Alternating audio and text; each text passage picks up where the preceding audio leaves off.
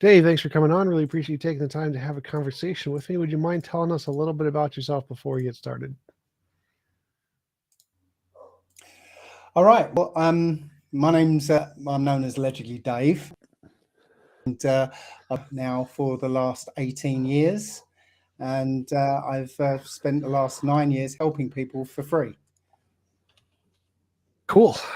Can you help me find like 10 supermodel girlfriends? I would appreciate that. That'd be great. So the topic today is... Say that again. You started breaking up. I was asking if you could help me find 10 supermodel girlfriends for free. That would be great. That would be awesome. But so the topic today was evidence of flat Earth. What is your position on flat Earth?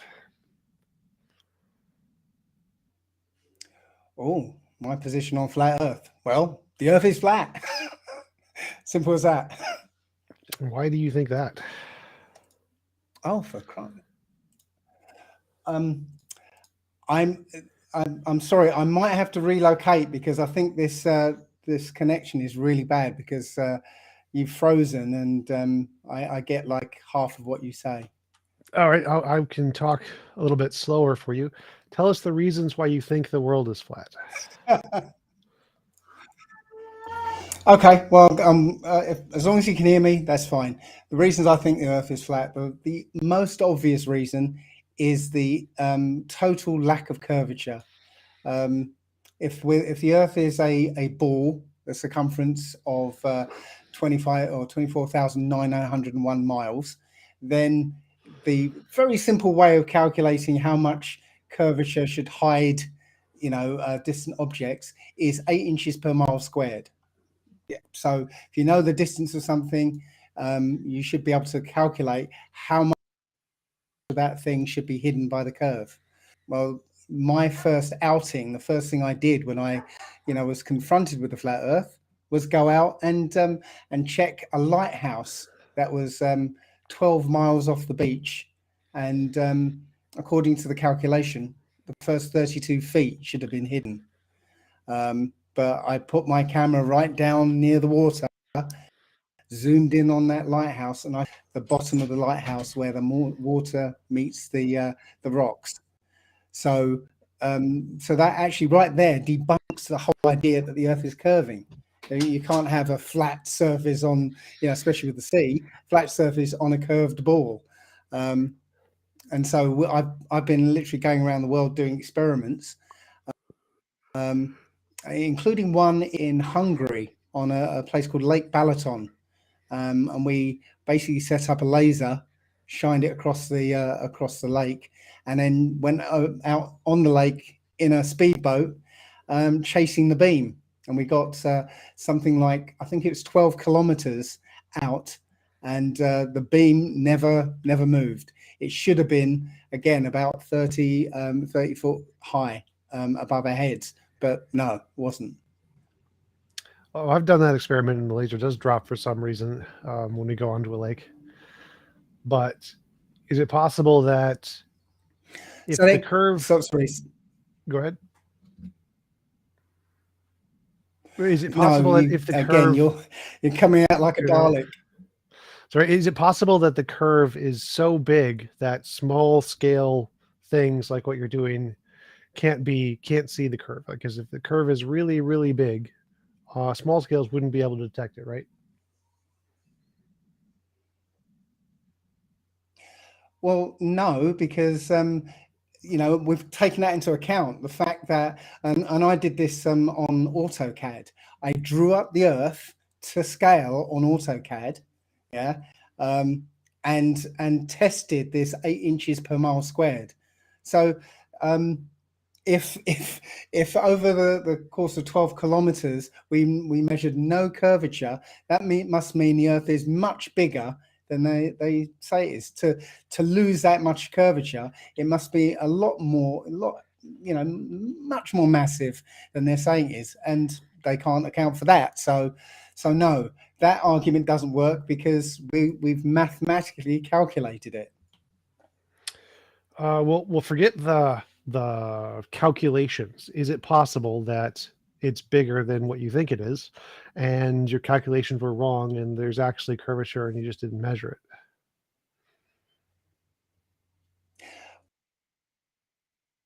I think you just lost connection.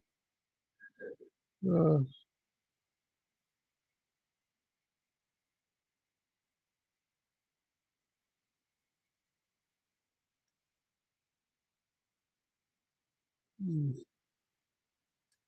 so the per mile squared is like if you're on a curve, you're on a curve, and you measure 1 mile away, you've got a laser that's going straight across. The distance will be essentially 8 inches, but if you go 2 miles, because you're curving and continuing to walk down, it will be 8 miles squared, so that it'll keep you exponentially further down the laser height the further you go. So it's squared.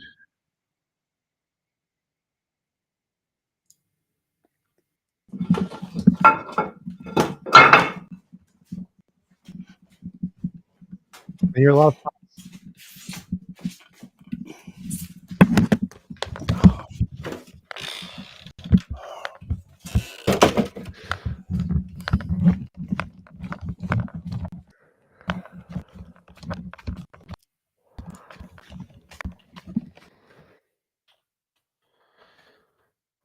You testing. Can you hear us?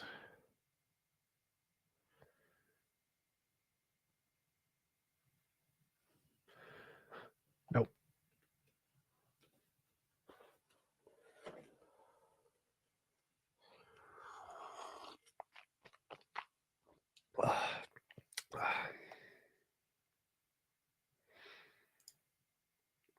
Testing.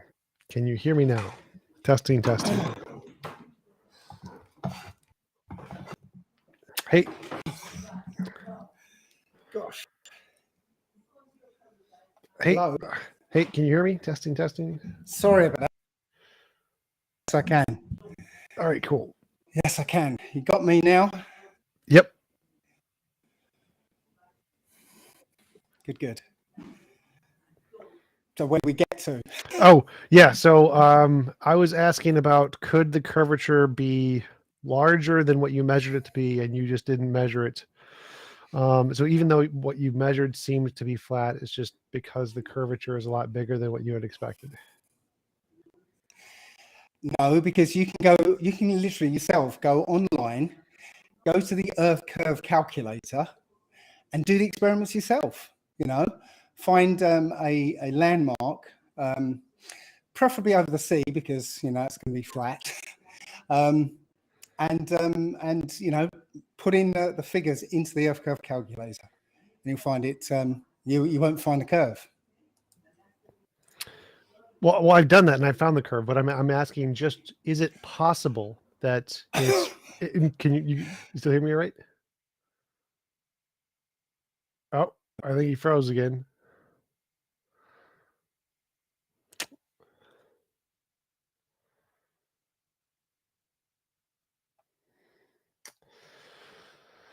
Well, this is going to be a hard one.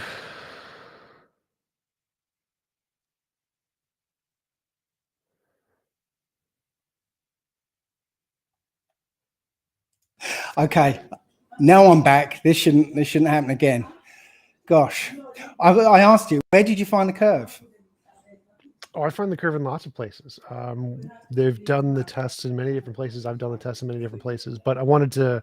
My question is like more general. Is it possible that the numbers on that you find online are incorrect, and there really is a curve, and you just don't see it because it's bigger than what you've tested? No, because as I said, I drew it up on AutoCAD, right, and a sphere the size of the Earth, and I literally tested the 8 inches per mile squared calculation, and it was roughly correct. Again, so the question is those numbers could be wrong. Like the NASA numbers for what the Earth is could be wrong. They could be lying about those numbers, and it could really be curved, but you didn't measure the curve because it's bigger than what you measured. That is it possible? So if that were possible, then all the distances between continents would have to change. It's a ball, remember. So if you make the distance between Ireland and America bigger, then the distance between America and China and Japan would be smaller. You know, it's can you see that? If it's a ball, then if you start moving the distances between continents, then everything gets thrown out. I don't see anything getting thrown out. Why would that be a problem? Like the question was, is could we be on a ball and your personal measurements be not be able to see it? So you can't personally measure the distance between America and China. So okay, so tell me what if everyone's wrong about the distances for things, what's the size of the Earth then? I did have no idea, but that wasn't the question. The question is like you're assuming that the world is flat based off of your small measurements. No, I'm And assuming the world is flat because, right, we've been told, right, from the beginning, apparently, that the Earth is a certain size, right, a certain radius, a certain diameter, certain circumference. Okay, we've been told that even before anyone was talking about the flat Earth in this time. So we've gone on ahead and tried to measure that. We can't find it. So now the only thing you can say is, well, perhaps the Earth's much bigger. well, so here's the question: is if assume NASA is lying, they could be lying either way, right? They could be lying and say that the curve is smaller than it is, or they could be lying that there's any curve at all. But they It's could not be either NASA way who's is a saying lie. this. It's not NASA who's saying this, is it? It's everyone. It's everyone. Yes, like the Yeah. pilots and the planes and the It's everyone ships. it's everyone who's been told that, not just NASA, but everyone's been told Right. this is the size of the Earth. And if the Earth is spinning at 1,000 miles an hour, that's why we've got a 24-hour day. Yeah, So if yeah, the Earth is much bigger, so the Earth must be going a lot faster sure. to account for a 24-hour day. Everything, if you change the size of the Earth, everything gets thrown out. Yeah, but again, you've already thrown all of that out, remember? Because you're saying that you don't believe any of that stuff. So all that's wrong. What I'm saying is it's not a ball, so it doesn't spin, right? And so if it doesn't spin, that's out of the window altogether. Well, again, so my question is, are your measurements consistent with a very, very big round Earth? Would your No. measurements wait, how so? Well, then tell me how big the Earth is. I don't need to. We'll recalculate it according to what value you give, and then we'll do the tests again, and we'll probably come up with the fact that it doesn't curve. Yes, you would have to do that again because your data would be consistent with a very big round Earth, right? Because that's the question. Is the data Then that you provide me with the size of the very big round Earth. this is a We'll yes or test no again. question. This is a yes or We'll no test question. again because we can only test on the data we've got. Yes. We can only test with the Yes. data we've got. Is that right or wrong? Yes, sort of. Right. We have the data that the Earth is supposedly 24,901 in circumference. That's the data set we've got. We've gone ahead and tested that. We can't find it. So if you're saying the Earth is bigger, give us the data to work with and we'll retest. Great. That's not the question I'm asking. So the question I'm asking is a yes or no question. And the question Well, is, it doesn't apply, does it? yes, it does apply. It's because the problem of underdetermination. It's literally a science question. Does the data measurements that you have taken, are they consistent with both a flat Earth and a very, very large round Earth? Would both of those get the exact same results on the tests you have done? Only if the Earth was so huge that we wouldn't be able to detect a curve. And So we the could answer is probably yes. The answer is yes. It only is if it consistent was with so both. This isn't a court of law here, right? You can't do technicalities. Well, he said yes, so he's wrong. This is not a No. technicality. This is not a trap question. It's just a basic science question.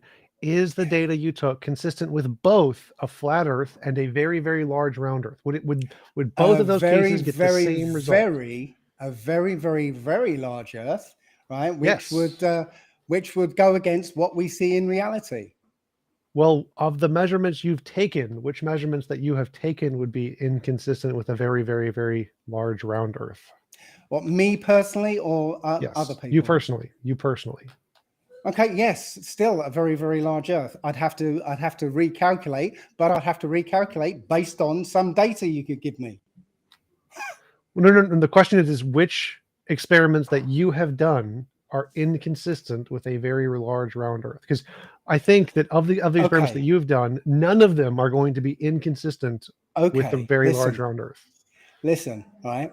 With the data that I've got to show me that it's flat, okay? In order, I'd have to recalculate to find out how much bigger the Earth would be so that I wouldn't be able to measure any curvature at that distance. I'd have to recalculate that to tell you how big the Earth would be. But Yeah. at this point, right, according to the data set we've been given, right, we can't find a curvature. Right. So therefore, if you can't find a curvature, there's two possible explanations of that. One is that it's flat, and two is that the curvature is so small that you can't measure it, right? Those are Okay, both possibilities. let's go with that. Let's go with that. Yeah. Right. So Now where are we going to go? why would you prefer one hypothesis over the other? Because as I said, if you change the size of the Earth, you throw out everything else. Well, if you make the world flat, you throw out everything else. No, you don't. Yeah, you do. Well, no, if the Earth was bigger, right, much bigger, okay, the 24-hour day would be out the window unless the Earth was moving a lot faster to compensate for the larger size. Right. We would have a 24-hour day regardless of the size. So the size wouldn't change Then the today. Earth would have to spin a lot faster That's fine, but you to still have a account for 24-hour it. day. So that's not a piece of data that would be inconsistent. That would be the same Because on both. again, all the other figures that are presented for the Earth would end up being thrown out the window and have to be recalculated for a much bigger size. And for a flat Earth. So the same thing would apply to No, both. because in the case of the flat Earth, the sun moves around the Earth, not the other way around. Which you have to throw out the fact that, heliocentrism, the size of the Earth, the speed of light, radio waves, satellites, astrophysics. You have to throw out all of those. You have to throw them all out. Well, actually, yes, we do, and yes, we do throw them out. But what you're saying is the reason we shouldn't accept a very, very large round Earth is because we have to throw out all of those things. Okay, then tell me what the size of this new, much larger Earth is, and then I'll come back to you with experiments to show that it's flat. Well, so what I'm doing here is called a mirroring technique. So I'm showing you that all of your arguments for why you accept the flat Earth would apply equally as well to someone No, who's but one you're accepted not, the really, because really. you're trying to say that the data set we've been presented with, right, is fungible. Right? You can It's fungible. you can mess around with those numbers, because now we're starting to look at this. You can now say, well, no, what if the Earth was much bigger? Well, no, you can't say what if the Earth's much bigger, because the whole basis of the way this Earth is measured is based on this spinning ball at 25,000 or 24,901 circumference. Well, so I'm like agreeing with you. Let's assume all of the things you were taught in school were wrong. Now you can assume they're wrong and that the world is flat, or you can assume they're wrong and the world is much bigger and round. Either one of those would be consistent with the data being wrong. Okay. All right. So we were stuck on this one topic, but then if you're going along those lines, then okay. Then we can go to the actual motion of the Earth. Okay. So if the Earth is spinning at 1,000 miles an hour at the equator, okay, we wouldn't be here, for one thing. Okay. Why not?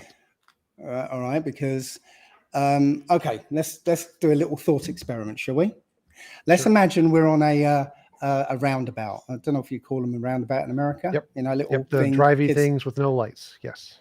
No, it was just a little thing that kids stand on and they push it round, and They go around. Oh, Yeah. oh, gotcha, What gotcha. do you call I was that? thinking like because we call roundabouts here is like a traffic thing where you get rid of the lights Oh and no, you no. drive with the Merry-go-round. Merry-go-round. merry-go-round. Yeah. Yeah, So you've got a merry-go-round and it's 8 feet across. Okay.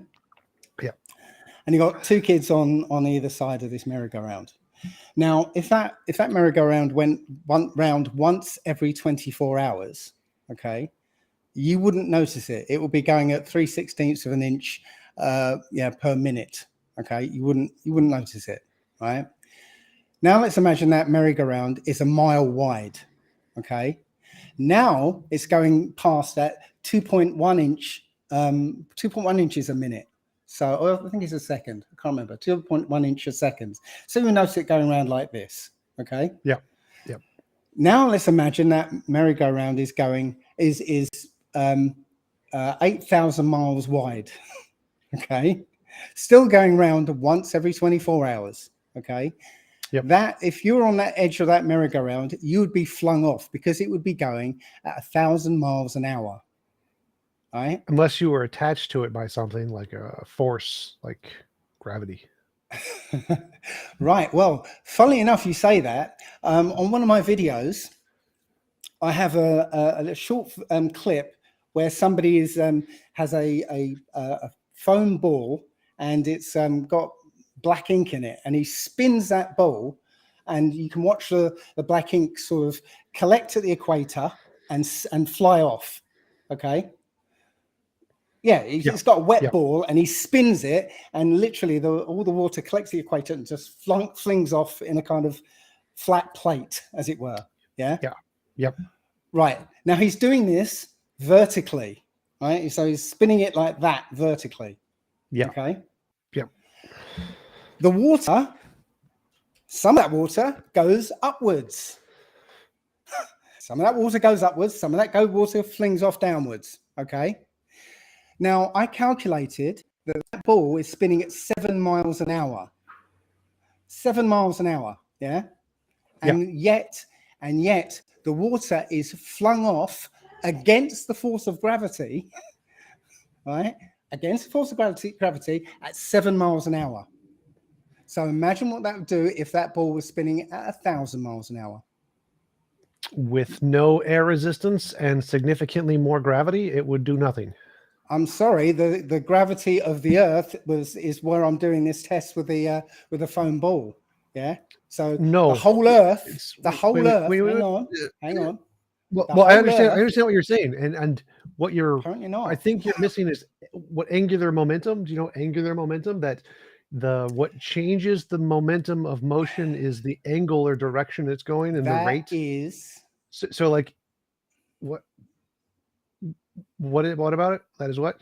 no, carry on. I interrupted you. Sorry. Oh yeah, so angular momentum, the rate at which the momentum of the water is going to change, and whether it's going to spin off of the object, is relative to the rate of percentage changing in direction, not the speed it's going. And so, like if the percentage of the circle that it changes is faster than the amount of force being pulled down by gravity, then it will leave the circle. If the percentage it changes direction is less than the amount of gravity, it will stay on the circle. And so if you just put some droplets on there and you make it proportionally change the degrees that it's moving relative to the circle equivalently to the Earth, they will not spin off. So yeah, that's a fancy way of saying that. Oh no, you're not looking at actual linear velocity. You're looking at angular velocity. Yes. No, right? I No. debunk that. I debunk that with the idea of the roundabout. Yeah, that you stand in a like on an 8-foot roundabout, you wouldn't feel anything. You stand on a mile long wide roundabout, you still wouldn't feel very much. But if that roundabout was 8,000 miles wide, yes, you'd be flung off. It's got nothing to do with the fact that at all stages, every one of those roundabouts, they're still going at 20, once round every 24 hours, right? But if you're on the edge of that 8,000 mile wide one, you're going to be flung off, because that edge is going to be at 1,000 miles an hour. You can't No, say, oh, well, no, there's no difference because no matter if it's 8 foot wide or 8,000 miles wide, they're still only going round, once every 24 hours. right. So No. they're still only going around once every 24 hours. And as long as the air resistance is the same, like if you put them in a box, so if Oh, you for say it's in crying a out box, loud. No, then no, there's going to because be anything. So, I'm sorry, if you're on this roundabout, which is 8,000 miles wide, yeah, yeah, yeah, and you're in the middle, you're standing on the axis of spin, right? You're not moving at all. Yeah, you're just going round yeah, very slowly, right? yeah, If you walk out to 4 feet away from the center, yes, you're going to be moving at, all right, 3/16 of an inch every minute. Okay. yeah, If you walk out to half a mile out from the center, you'll be going at 2.2 inches per second. All right, yeah, still not hardly feel it. But if you walk all the way to the end, and again, it's going to be proportional, right? The speed you're going to be going is going to be proportional to the distance away from the center.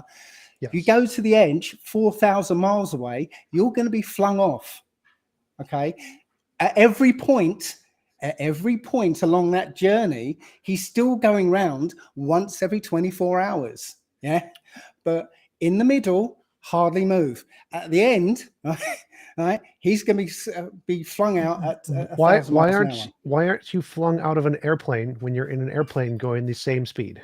So it's like the airplanes travel at, like, you can imagine that the speed an airplane travels is roughly 2/3 of the way to the edge of this very long merry-go-round, and you're not flung off the airplane. Why? Well, hang on. Say that again.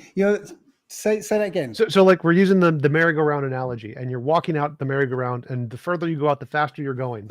Right. So approximately 2/3 out of the merry-go-round, you're going to be going about 600 miles per hour or whatever, Mm-hmm. which is approximately the same speed as what an airplane travels. Now, when you're on an airplane, it's traveling at 600 miles an hour, but you're not flung off the airplane. Why?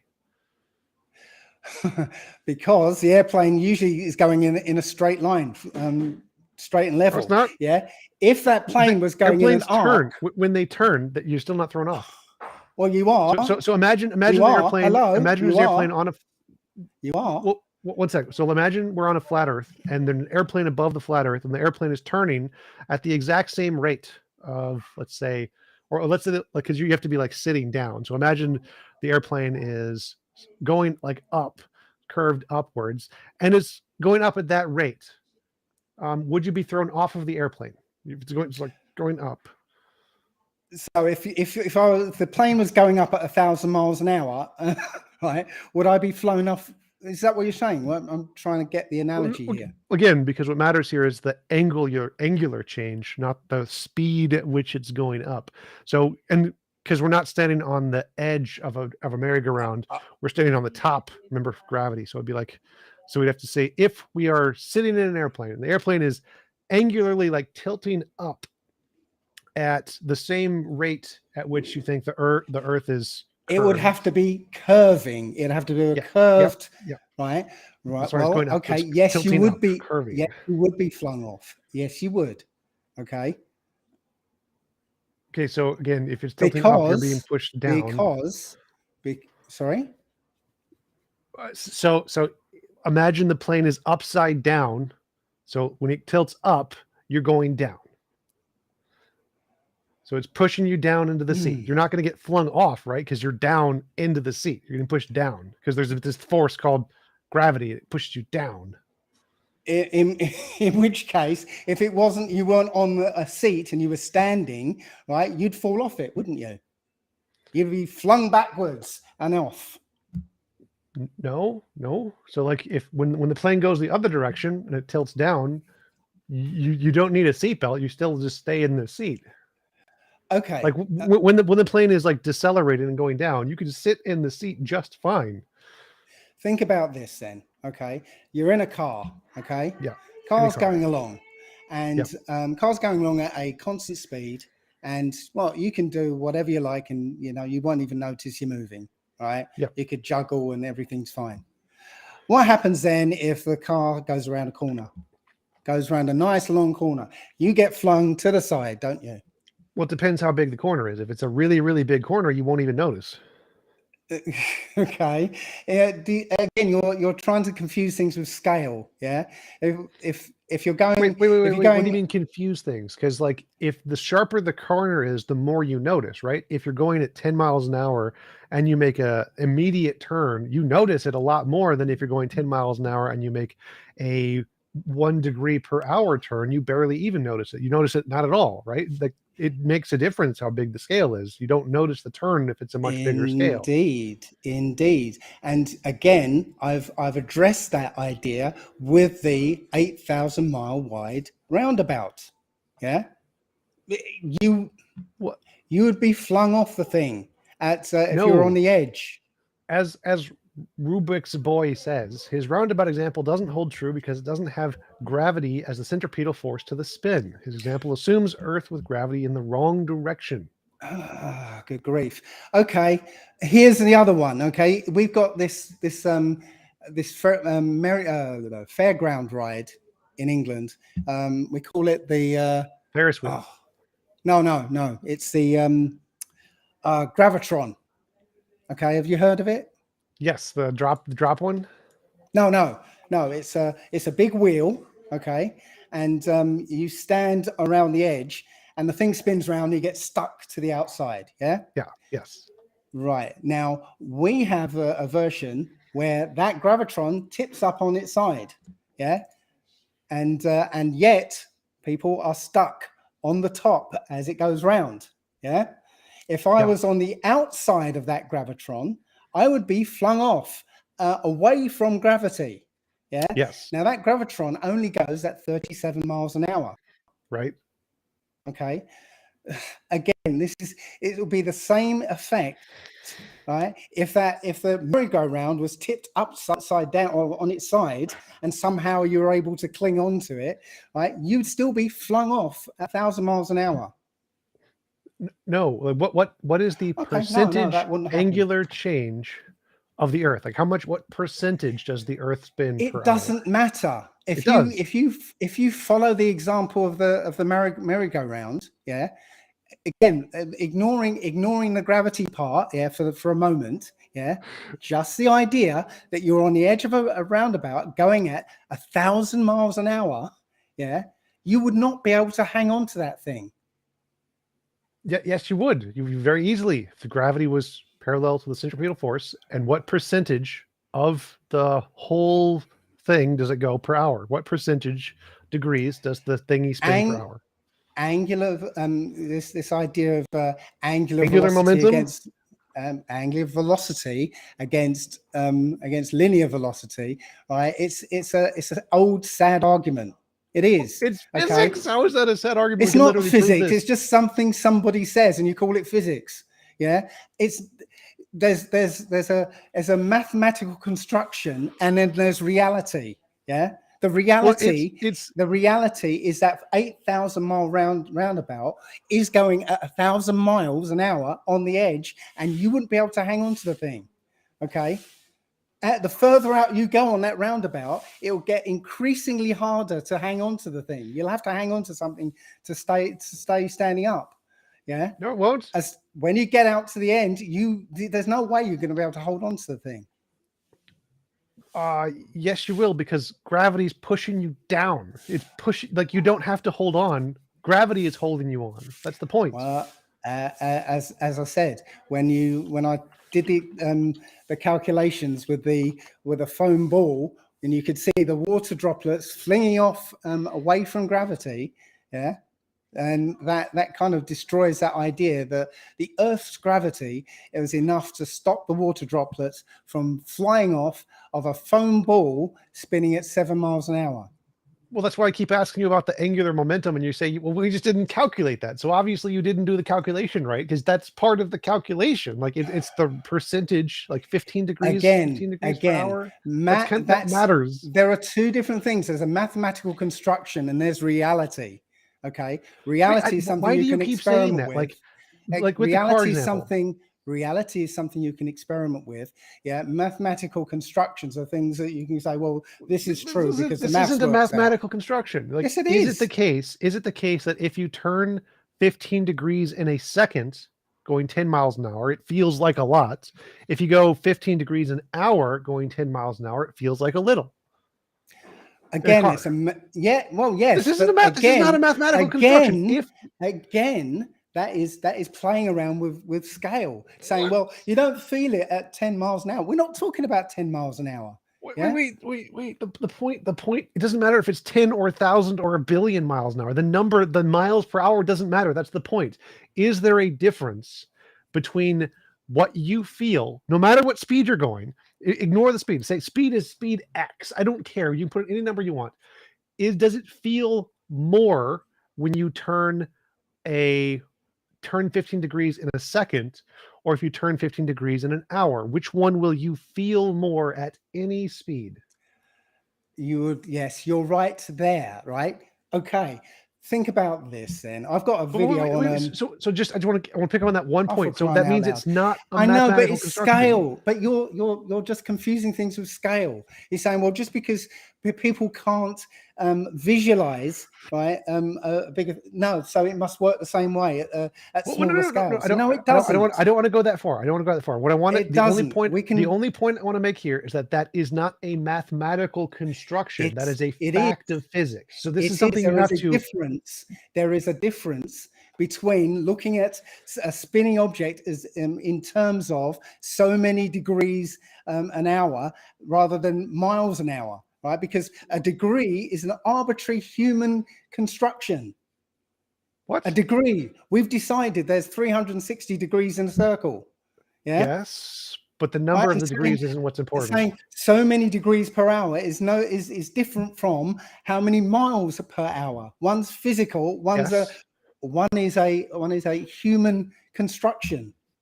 I could say, well, we're only going 10 degrees an hour, and because we've got like 30,000 degrees in a circle, right? So it doesn't make any difference. No, it's a human construction. What? We could have made it any numbers. So are miles per hour. The unit doesn't make a difference. The point is the relative motion in physics. No. That's not what I'm saying. That's not what, and you know it. It's not what I'm saying, right?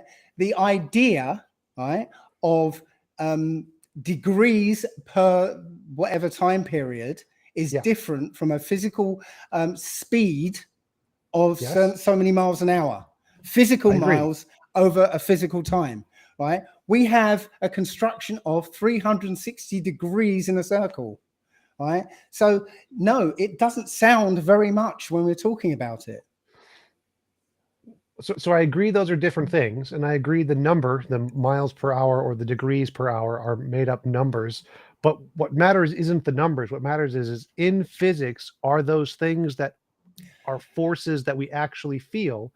Yes, like the car example, you agree. We feel the force differently if we turn. Are my numbers correct? Which numbers? You know, when I say at 8 foot roundabout, it's well, you won't be able to calculate it right now, but it will be 3/16 of an inch every minute, and then a mile it's 2.2 inches per second, and at 8,000 miles wide, it is 8,000 miles an hour. For the speed at which you're traveling at the edge, yes, those are correct. Right. So what you're saying is, even at 1,000 miles an hour, it is not enough to overcome the so-called pull of gravity. Is that what you're saying? What I'm saying is the speed doesn't matter because you're missing one of the calculations in physics that we both agree is there. You're not doing the calculation right. There's something else. There's another force there you're not calculating. Like when I asked you, if we do a turn at 15 degrees, if we do that in a second, it feels a lot differently than if we do that in an hour. And it doesn't matter like what speed you're at. If you're doing the same 15-degree turn at 1 billion miles an hour or at 10 miles an hour, if you do it faster, it feels a lot different. Whichever one, the faster the turn feels different, which means there's a force there. Something is different. There's no force, is it? It's not a force. What? It's not a force, is it? What? Everything is a force. So it's all an this means is apparent that force. Okay. Yes, you feel it. You feel it differently. It feels differently when you turn faster. The faster you turn the faster degrees you turn, the faster you make a 15-degree turn, the more you feel it, right? Doesn't matter Okay. what speed you're traveling at. Okay, let's go with that. Carry on. And because that's a thing, this is a phenomenon in reality. It feels differently the faster you make the degrees, the faster you turn the degrees, independent of your speed. This is a force that applies in reality that you have to calculate. I'm not talking about gravity here. I'm talking about angular momentum. So because angular momentum is a thing that affects objects, that the faster you turn, the more it pulls you away from the center of gravity. And this is a fact of physics that we know. All objects, including those water droplets you mentioned in the merry-go-round, they all are affected by this angular momentum change. You have to calculate this into your model. Otherwise, you're not doing the math right. Again, the math in this case kind of departs from reality, right? It's a thought experiment. Literally, it's a thought experiment. How does this depart from reality? Like, we both know this is a fact that if you turn degrees faster, it pulls you outwards more. Right? This is a fact. It's not a thought experiment. This is a fact. You do this in a car every day. The more degrees you turn in a shorter period of time, the more it pulls you outward. Okay, yes. But So this is the again, thing. This is a thing in reality you have to add into your calculations. This also affects it as well, because we sense acceleration. Okay, every time we we feel acceleration. Yes, okay, I agree. Now that motion that we're supposed to be feeling on the Earth is acceleration, and we're not feeling it.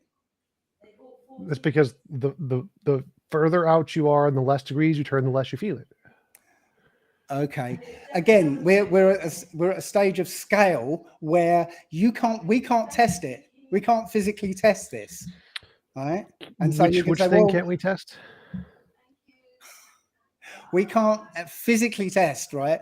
That you're right about this. That on the surface of the Earth, right, that spinning at 1,000 miles an hour, you wouldn't feel it. I guess because we'd have to physically test that, we'd have to build something that's like 1,000 miles wide. So I guess that's true. Exactly. But again, we can just going by the thought experiment, we can see what that would be like in reality. Thought experiments don't represent reality. They're thought experiments. Like, to represent reality, you need to test it. Okay, we know when we go on again at the fairground, yeah, we're on the waltzer, yeah, it's whipping around pretty fast at the edge, but the guy who's running the waltzer, he's in the middle, hardly turning. He can easily walk to you, right? Because it gets increasingly hard for him until he reaches you. Yeah, it gets increasing. I agree, and we can extrapolate that out, right? Yes, and I agree. So that isn't a worthless thought experiment. It is an experiment that reflects reality. Well, right. So, like, if we were standing on the center of the Earth, we would feel less centrifugal force than we would if we're standing on the edge of the Earth. But that doesn't mean we would be flown off. So I agree. Like, if we're standing at the center of the Earth, we would feel less centrifugal twist. But right now, somehow you're trying to say that on that spinning merry-go-round 8,000 miles wide, you can walk out to the edge and still be okay. Even if you had some kind of gravitational force in the middle of that merry-go-round of the size of the magnitude of the Earth, and that would stop you from flying off. Because again, with the foam ball, right? Now those water droplets were flung off. They weren't flung off that quickly. But yet they still overcome the so-called force of gravity. Yes, but again, what degrees were they moving across, changing per hour? Were they changing 15 degrees per hour? Because if you do that, they won't come off. No matter how big you make the circle, if you make it the degrees they shift per hour, 15 degrees per hour, they will never, ever, ever come off. Okay. Can you prove that for yes. a ball the size of the Earth? or I can something I like can that. pick I can pick a ball of any size and I can put water on it and I can spin it at 15 degrees per hour of any size and the water will not come off. Okay, well, do it. Well, I'm not talking about 15 degrees an hour. Sorry, yeah, 15 degrees an hour. Okay. All right. So, uh, oh, how could you test that? How could you test that actually? I can build a ball, I can put water on it, I can put a spoke through it, and I can spin it at 15 degrees an hour. You put a spoke through, and So like so I can have a ball, I can have a metal rod, I can stick the metal rod through the ball, I can put some water on the top, and I can put it on a motor, and I can spin the motor at 15 degrees per hour. I don't care how big you make this. I can make it any size you want. If I spin it at 15 degrees an hour, the water will not fly off. okay, then make that bottle a mile wide and 10 miles wide. Yeah, that water's going to come off even at 15 degrees an hour. No, if it's in a bubble, it won't. If as long as I protect it Sorry, from in a the bubble. air, as long as like because the air resistance is a thing. So if I like put a fan on it, I can blow it off at 0 speed. So you have to make sure it's protected from the air, So and then it won't fall off. how does the air move with this Earth then?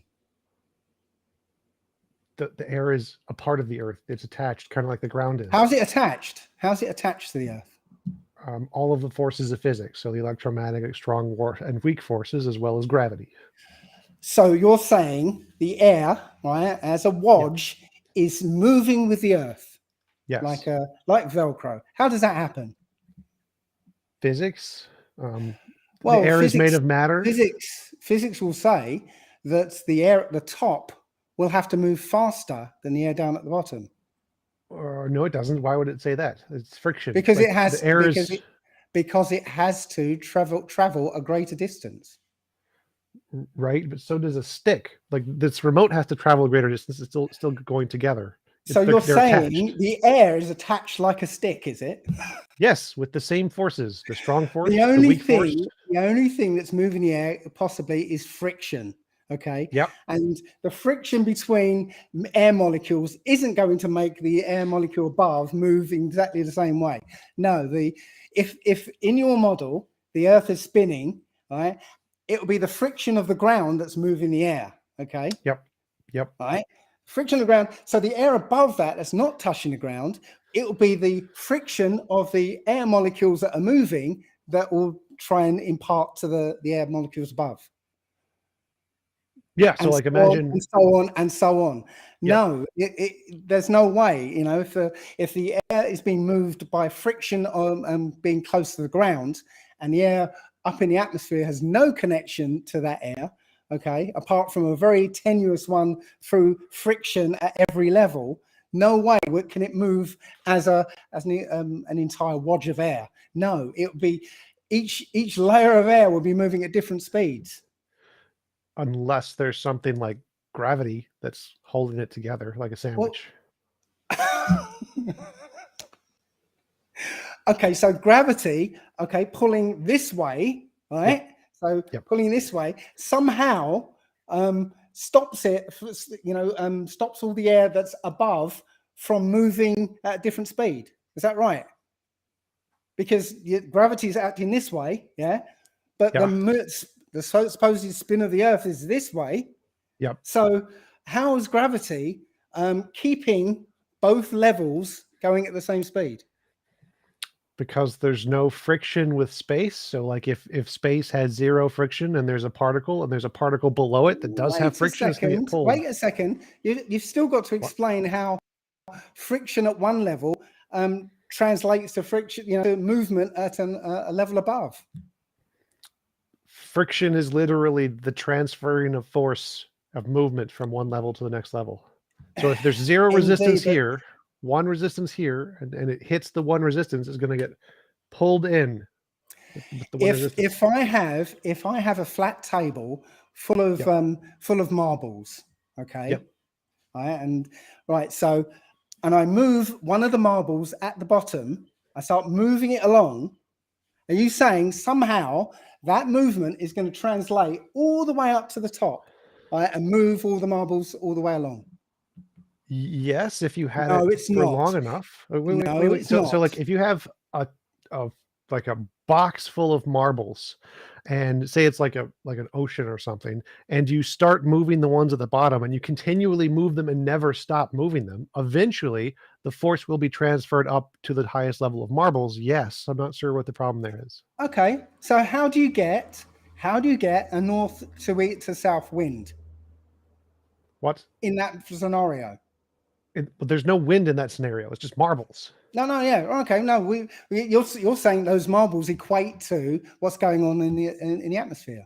Sure. So in order to get So, winds, you need so temperature differences. the Earth is What? moving. The Yeah. Earth is moving, and the Yeah. whole atmosphere is moving with it. Yeah. Yeah. So how do you get a north-south wind while this Well, whole you thing need is moving like this? well, you need other forces. You need temperature. You need sun heating one side of the planet. You need like an angular thing in order to make the heat not the same. You need slight wobble to it, so it's Well, I said a north to south wind because if yeah, with this model you're telling me, right, there yeah, couldn't be a north south wind because the whole system is moving. So it'd be a southwest wind or right. northwest wind or something. That's why you would need something else to cause the temperature difference to cause the wind to go the other direction. So yes, if Yeah, there's a temperature difference, if there's other forces going on, other you're temperature changes that can cause the wind to go other directions. missing the Wait, point. no. I agree. I'm agreeing with your point. If literally the only force affecting all of the air molecules was the rotation of the planet, there would be no wind. I agree. There would be no wind. But it's not. There are other forces. There's like temperature differences, and the temperature differences are a different force that cause the marbles to go in a different direction. Like heat causes things to expand, go up. Indeed. Cold causes things to go down. Apparently we've got like a default force going on, a default Yes. force, the air Yes. moving with the Gravity. atmosphere. So Yeah. how do you get a consistent north-south wind? Yeah, because if there's that default movement, right, Yep. it will be whatever wind, north-south wind, will be skewed always. Yes, unless there's something more powerful than that force to overpower it, like heat, like heat and cold. Again, this now goes into the whole Coriolis effect now because now you're saying that there's no such thing as this motion, right? There is no such thing as this motion of Earth because they start telling us about some sniper bullets and artillery rounds and stuff. Nobody takes that into account. Okay, there's no motion there. Okay, you're trying to say that. What? We literally take that into account every day. What are you talking about? How? Pilots take it into account. Ships take it No, into they account. don't. Yeah, they do. No, Like they there don't. was that famous flat earther who bought a laser. What's it called? Laser gyroscope that Yeah, all the ring ships used. gyroscope. They literally all the ships use those. All So the ships use those. yes, ships use those. Yeah, ring laser gyroscope isn't a gyroscope, by the way. It's a Sagnac device. If you know what that, do you know what Sagnac device is? Vaguely. Why don't you educate us? Okay, well, a gyroscope uses principles of a spinning weight, right? And it's the properties of that spinning weight. A ring laser gyroscope is literally a laser being shot and with moving mirrors, and Yep. and it detects any drift, and that drift is the ether, not the movement of Wait, the what? Earth. Is the We've ether? we debunked the ether with the Michelson-Morley experiment. We proved there is no ether. No, the Michelson-Morley experiment proved the ether, and Einstein had to come along and debunk that. What? Like literally, the authors Michelson-Morley literally admitted that this debunked the ether. Like, what are you talking about? Oh, okay, no, it's the other way round. It's the other way round. Okay, I haven't got my stuff here to hand to actually pull it up, but no, Michelson-Morley, Michelson-Gale, and Sagnac all said that they couldn't find any motion of the Earth. All they could find was the ether. What? Michelson Morley expected to find that the light beams arrived at the detector at different times. Instead, they found that no matter which direction light traveled, it always moved at the same speed, indicating the ether does not exist. Sorry, you're getting that off of Wikipedia, are you? This is an academic source. This is not Wikipedia. What's the source? www.amnh.org. Okay. Well, as I said, I haven't got my stuff to hand here, but again, I can't argue with it because I can't sort of pull up anything to show you. Well, so the whole point of the Michelson-Morley experiment, they wanted to prove the ether. They believed in the ether, and in They order actually wanted to prove the Earth was moving. to show the ether existed. They wanted to prove the Earth was moving. They couldn't prove the Earth was moving. That's the point of it. Well, the point was to show the ether was there. They wanted to show. They couldn't. They couldn't. They couldn't. It's again misdirection. They couldn't prove that the Earth was moving. That was what the Michelson-Morley experiment was an attempt to detect the existence of the luminiferous ether. That was the purpose of the experiment. That was the entire purpose. The Earth was moving. Okay. Again, I'm sorry, I don't have my stuff here to everyone already believed the Earth was moving. That was not the point. No one cared. That was not the purpose of the experiment. Everyone already knew the Earth was moving. Well, they proved it wasn't moving. That's the point. Yeah, they proved it wasn't moving. What? No, that is definitely not what they proved. Like, no one thinks that. Okay. All right, that's the same as Aries failure. Everyone says, "Oh, but it was a failure." Don't ignore that. Ignore that. What failure? The experiment was a success. We like the experiment. It's a progress in science. I'm saying it's the same spin that's been put on Aries failure, which again proved the Earth wasn't moving. But because it came at, they called it Aries failure, right? Then they put another spin on it. Aries failure. What is Aries failure? Aries failure. A guy called George Airy. He proved the Earth wasn't moving. It was the actual stars that were moving. What? I would love to know more about this. What are you talking about? Okay. All right. In order to, and I might get this wrong, in order to get a star to be in view in a telescope, right? Because there's a movement there, you have to tip the telescope to actually get the starlight to go down all the way down into the telescope, right? You have to basically tip the the telescope, right? So that doesn't tell you whether the Earth is moving or the stars are moving.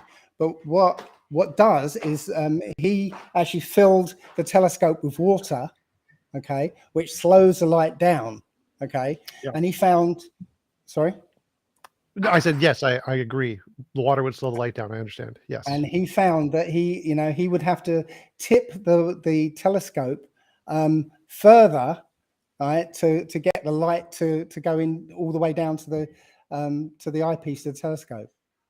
And I might be butchering this, but that wouldn't make it. That would be the same whether or not the Earth is moving or the stars are moving. That wouldn't make any difference. If the stars are moving, right, then the light from the stars is already tipped. Yeah. If the Earth is moving, he has to tip the telescope so that it captures the starlight. Okay. He didn't have to he didn't have to tip. So that means the light was already tipped, which means it's the light that was moving, the stars that are moving, not the Earth. Light goes straight. Light isn't tipped. I don't understand. Okay, you can pretend you don't understand, but you can go and at your leisure look up Aries failure. And how do you spell Aries? How do you spell Aries? A-I-R-E-Y. A-I-R-E-Y.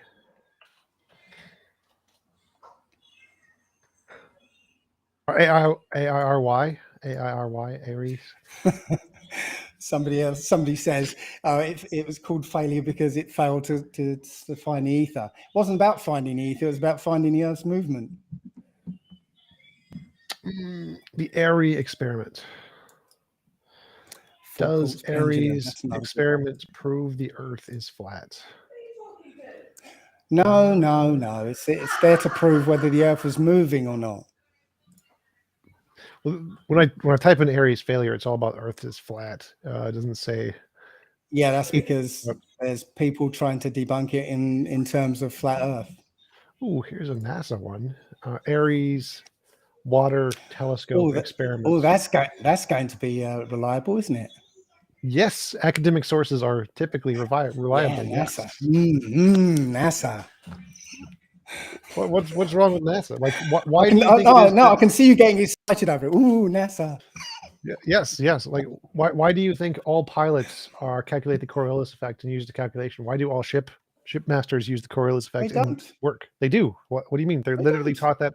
There's literally in there all of the academic books and calculations for directions. It's there. Well, that's not what the pilots we talk to say. They don't have to take it into account at all. It's all the pilots I've talked to say that. What are you talking about? Okay. All right. Well, all the pilots we've talked to, and I think I've only got one on my channel where I videoed it. But yeah, I talk to pilots all the time, every time I fly.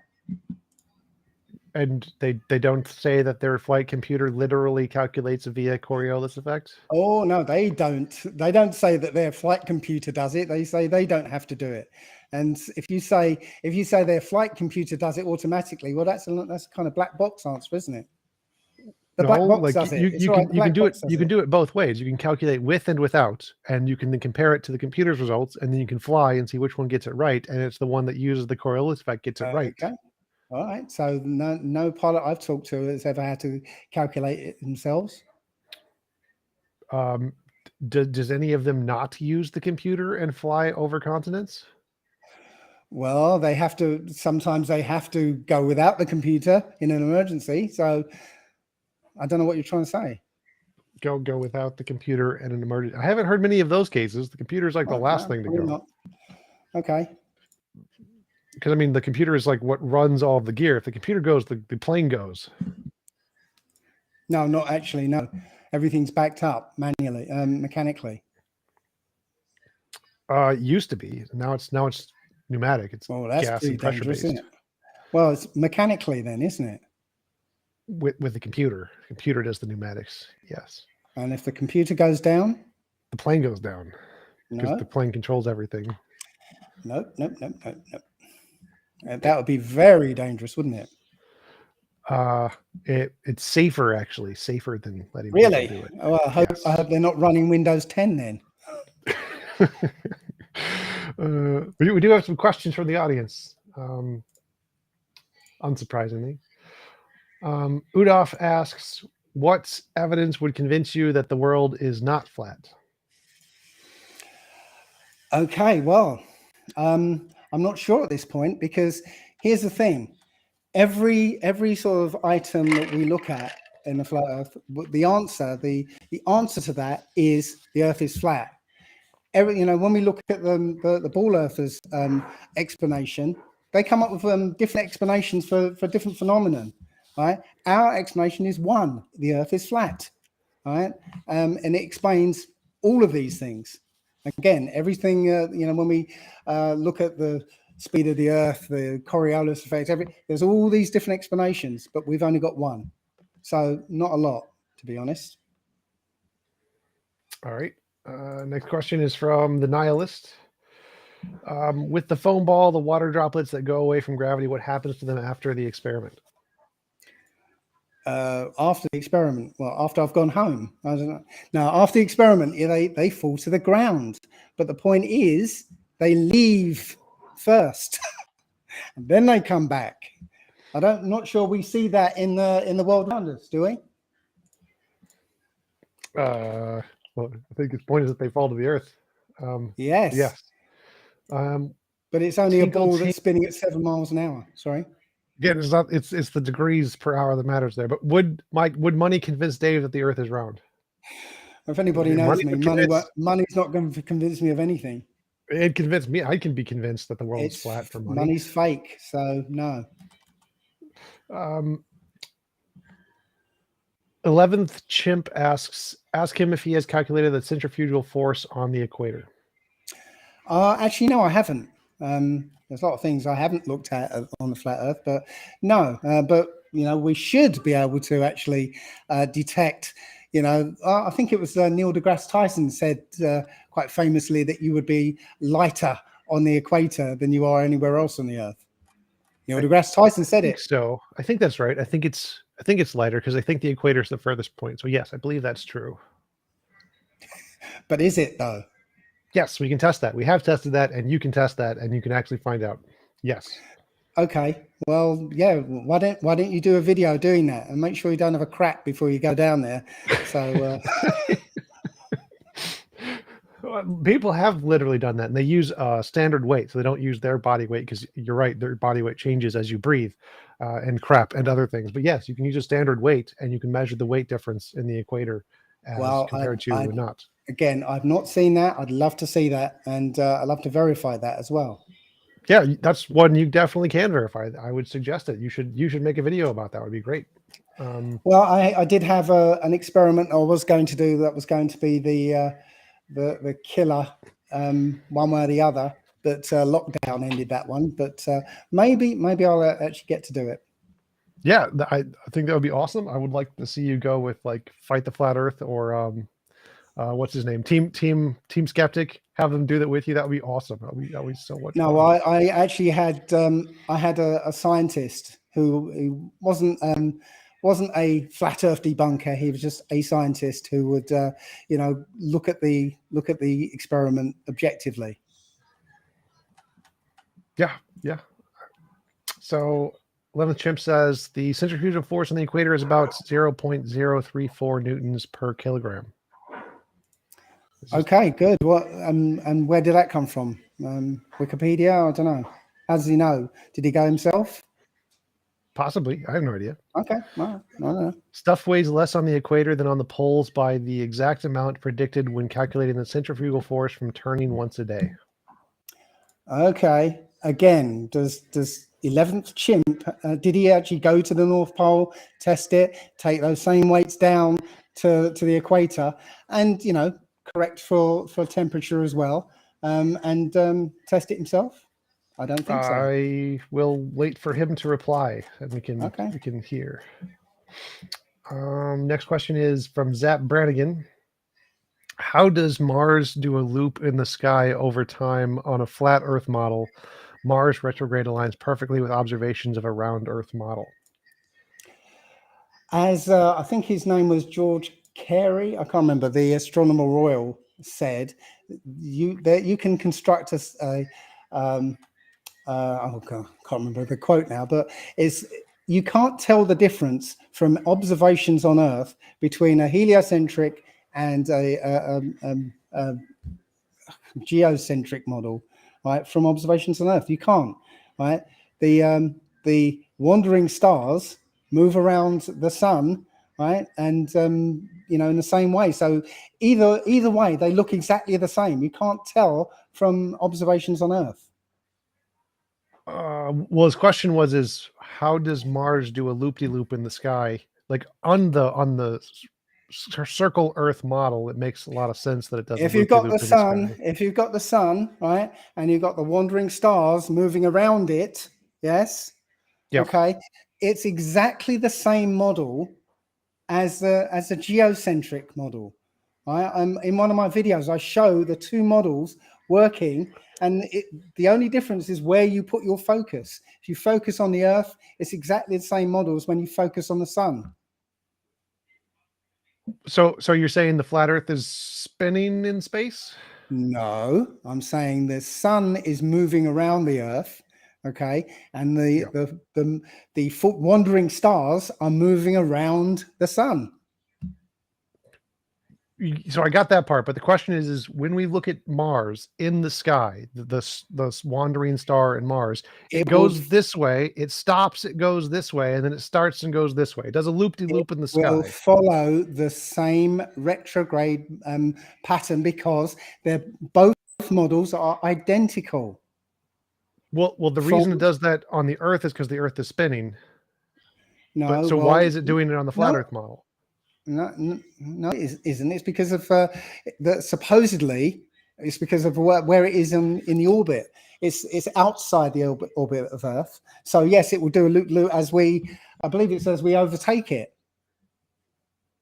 Yes, and so for the flat Earth to see that, it has to So be spinning. no, No, again, if you look at the two models, the heliocentric and the geocentric, they are identical. It just depends on which one you focus on.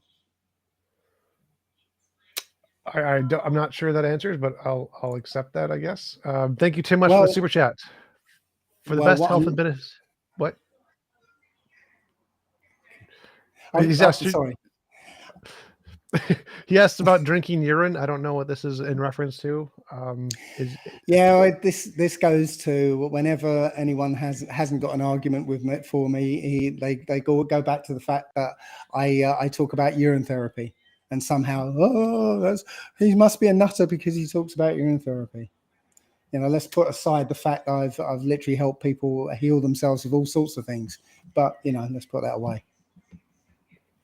Gotcha. Next question is from. Oh, it's the same one I asked. Tui Lin. Who does Dave think is hiding the flat Earth and why? Okay, there is a system that an elite class of people that are essentially, well, you can tell it now. They're taking over the Earth right now, and the only way that you can get a small group of people to subdue billions of people is to basically make them feel insignificant. And when you put the ball Earth theory, the Big Bang theory, and the theory of evolution together, you've got this idea that you're nothing. You're a tiny microbe crawling around on a speck of dust in an infinite and uncaring universe. So it reduces you to nothing. And that's how psychologically they can actually start to take us over. A bunch of people in the chat are asking, what is urine therapy? Urinotherapy is drinking and massaging urine into your body. What's that supposed to heal? Right. So, okay, this is a whole different topic, but okay, so urine isn't waste. They've been told it's waste. It's not waste. Yeah, it's the excess of all the good things that have been carried around in your bloodstream. And it's your body doesn't want to get rid of it. Right? That's why it stores it in the bladder, because it can reabsorb it from the bladder when it needs those things. But when that bladder is full and it can't store anymore, the only thing it can do is dump it overboard. And that's it. All the things in urine are life-giving and beneficial. And the medical establishment won't tell you, but they use urine all the time. They just won't tell you. Well, it's like urea and uric acid and phosphorus are not life-giving. They're acids. Urea and uric acid are actually life-giving, right? And yes, you can make bloody gunpowder out of urine as well. Urine can be used for loads of things, but let's see if I can remember them. There's the best blood clot thinner, blood clot dissolver is called urokinase, and it's made by a company called Enzymes of America, who've got a subsidiary company, Portaloo or Portajohn. Okay, so they collect your urine, they turn it into urokinase and sell it back to you at a much higher, a huge price. Premarin, pregnant mare urine. Yeah, so that's the top hormone replacement therapy. Murine and Murex, the eye washes. Yeah, take the M off the beginning. It's urine. That's what it is. Yeah. If you're using moisturizers, look on the ingredients. It will say urea or uric acid or something, because it's got urine in it. They won't tell you. That's the thing. Well, they use extract of the chemicals, which makes lots of sense. Like, yes, there are some healthy chemicals like potassiums and things in urine, but you don't use just urine, because just urine has phosphorus, which is deadly, and the acids, which are not specifically concentrated to the things that can help your body. So I know Phosphorus isn't always deadly. If it's in a different form, if it's in a different configuration, it's not deadly. Your urine cannot be deadly because otherwise you'd be dead, because it's actually the plasma part of your blood. if you drink it, and if you drink exclusively urine, you die. Well, that's what I have been for the last 11 years. Wow. Okay. Non-stop. Okay. And hello, I'm still here. And not only that, you know, I healed myself of everything that was wrong with me.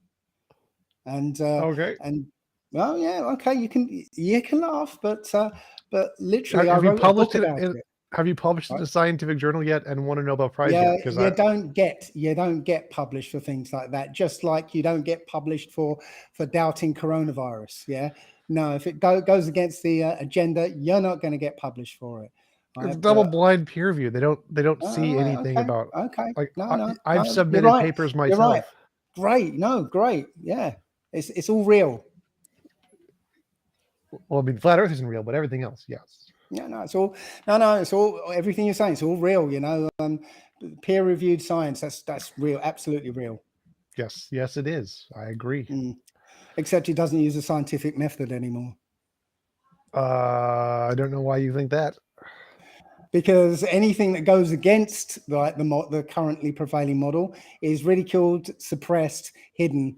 Right? Rather than, oh, hang on a minute, I found an anomaly in our theory, that we've got to dump the theory and try and find a new one.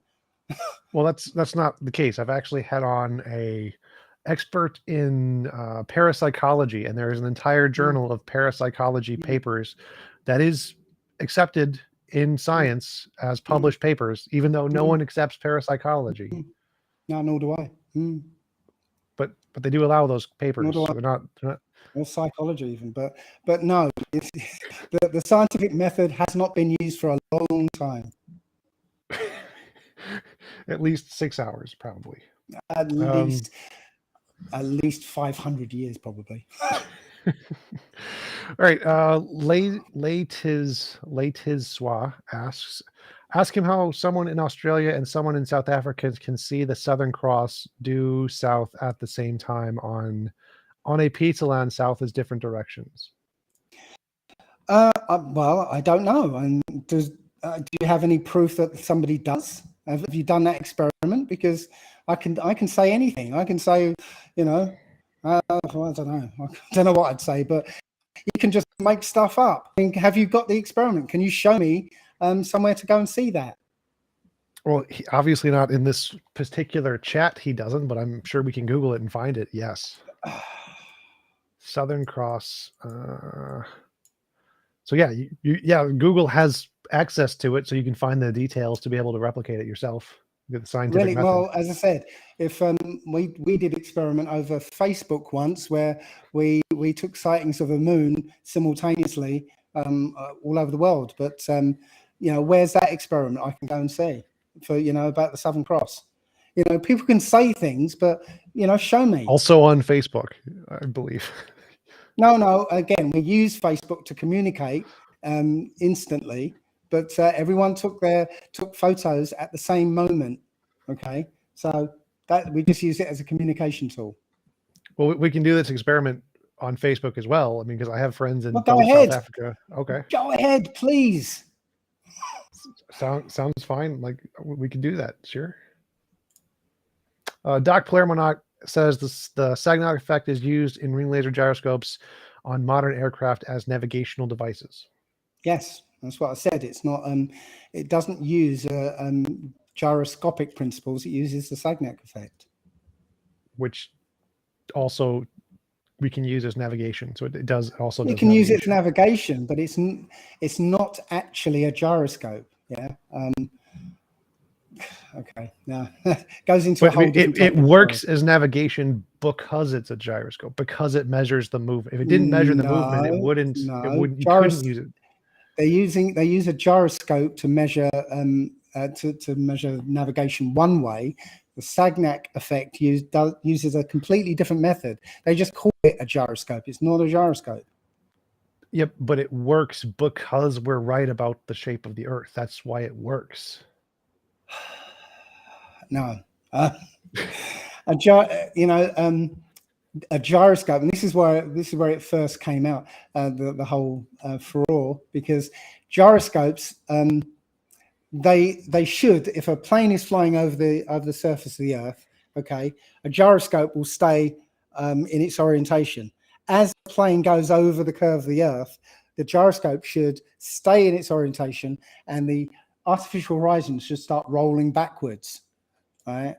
But that never happens, okay? So it's showing that gyroscope isn't moving, right? Or it isn't actually, the plane isn't going over a curve, because the gyroscope is showing you that it's not moving, it's not going off of a level, right? Because well, the point here is the Sagnac effect. The reason it works is it can detect rotation in an object at a sufficient speed. And so if you have rotation of this device, it will detect movement. And so the reason it works is because there is rotation that we can measure. Right. So when that experiment you were talking about, okay, it came out of a film called Beyond the Curve. Is it Beyond the Curve? I can't remember. The one where we just bought the device? Yeah. It was a documentary. Right? And but the filmmakers very carefully edited so it would sound like it didn't work. If they'd followed the whole of the, taken the whole of what they'd filmed, you'd see a completely different story. If you go onto Globebusters, the people who they were actually filming, right, you'll get the full story, not the half truth that they gave in that documentary.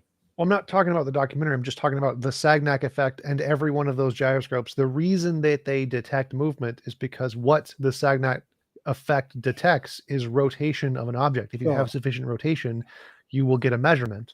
And so the reason we get a measurement from those devices is because the globies are correct. As I said, the reason you brought this up, actually, as if you remember, is you talked about that documentary. As I said, they did that experiment. The documentary carefully edited it so you'd get the impression that it didn't work. If you go to Globebusters, right, find Globebusters on YouTube, right, they will explain, right, because they were the ones who were being filmed, they will explain how it was just edited so it looked like it didn't work.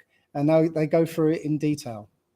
Okay, so just to clarify, the point the commenter is making is saying the Sagnac effect proves the world is rotating. I don't care about the film. The film doesn't matter.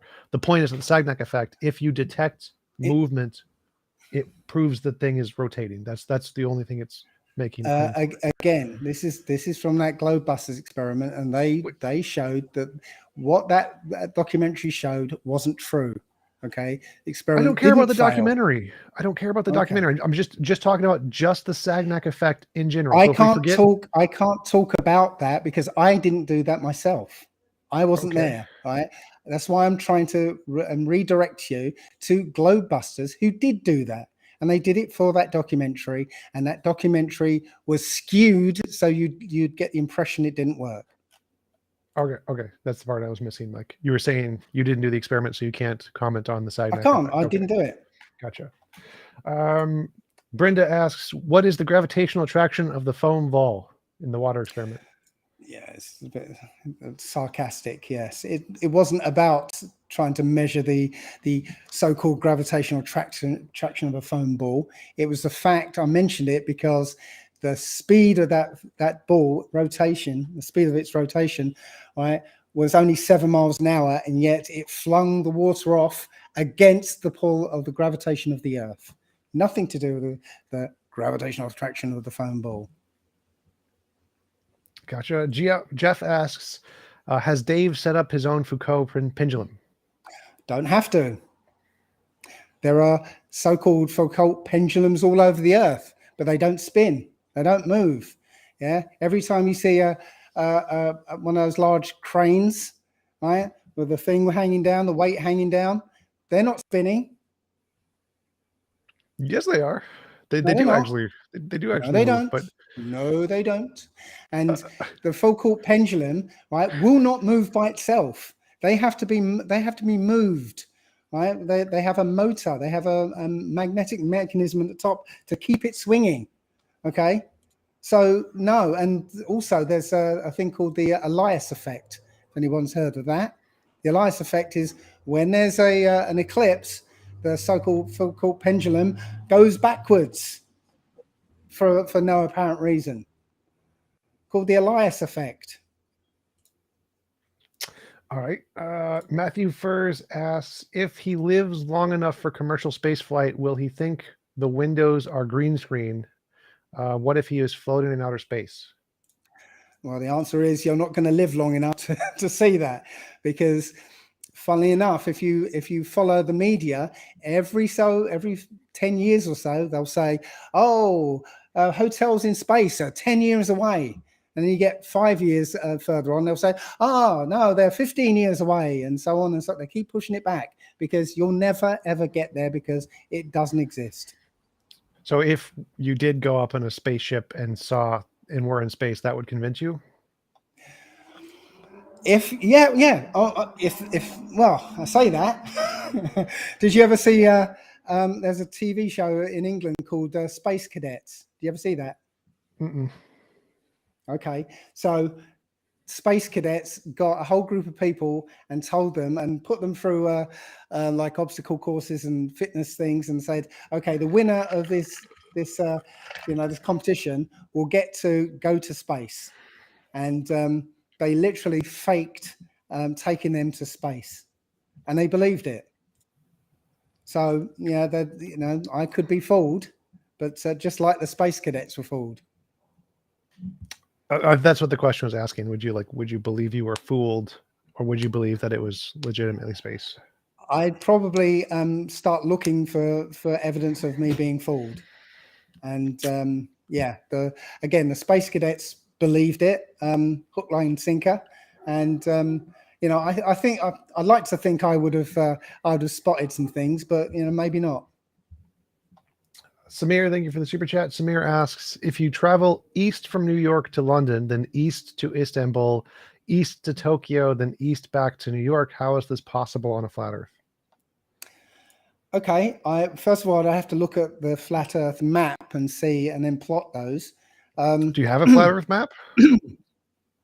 Not to hand, but here's the thing: east is not a direction. East is a circle, and even on a globe, it's a circle, right? Think about it. East is always having north north to your left. Yeah. Yeah. So you travel forwards. North is always on your left. Okay. So if you start traveling right in a straight line, well, north is no longer to your left, and you have to adjust yourself so that north is to your left. So east or west is going to be a circle. So again, I'd have to plot it, but unless all those lines, all those places are on the same latitude, then it's impossible on a ball as well. Gotcha. Mike Schnapp ask him what the motive for NASA or whoever is to perpetuate the globe Earth view. Well, yeah, I already kind of answered that. It's essentially to weaken us psychologically. How does that weaken us psychologically? Again, all right. I'll say again. So the ball Earth view, the theory of evolution, and the Big Bang theory. Put them all together, you get an insignificant microbe on a speck of dust hurling in an uncaring universe that all came about by accident. Your life doesn't matter. You've got no purpose. And so powerful people down here can give you a purpose. And they do. And that purpose sucks. Foxtrot Red asks, is Mr. Dave a religious man? I am absolutely, completely and utterly not a religious person, though I totally know that the Most High exists, but I'm not in any religion whatsoever, and I'll stay away from them until the day I die. Gotcha. 11th Chimp says, Where's Wally did do exactly the measurement thing where he took a weight to the North Pole and the equator, and there is a video of it. Lots of people have done it. Okay, well, perhaps you can pass that video over to me and I'll have a look at it. All right. Nihilus asked, what is the force that moves the sun in a circle over the Earth on the flat Earth model? I don't know.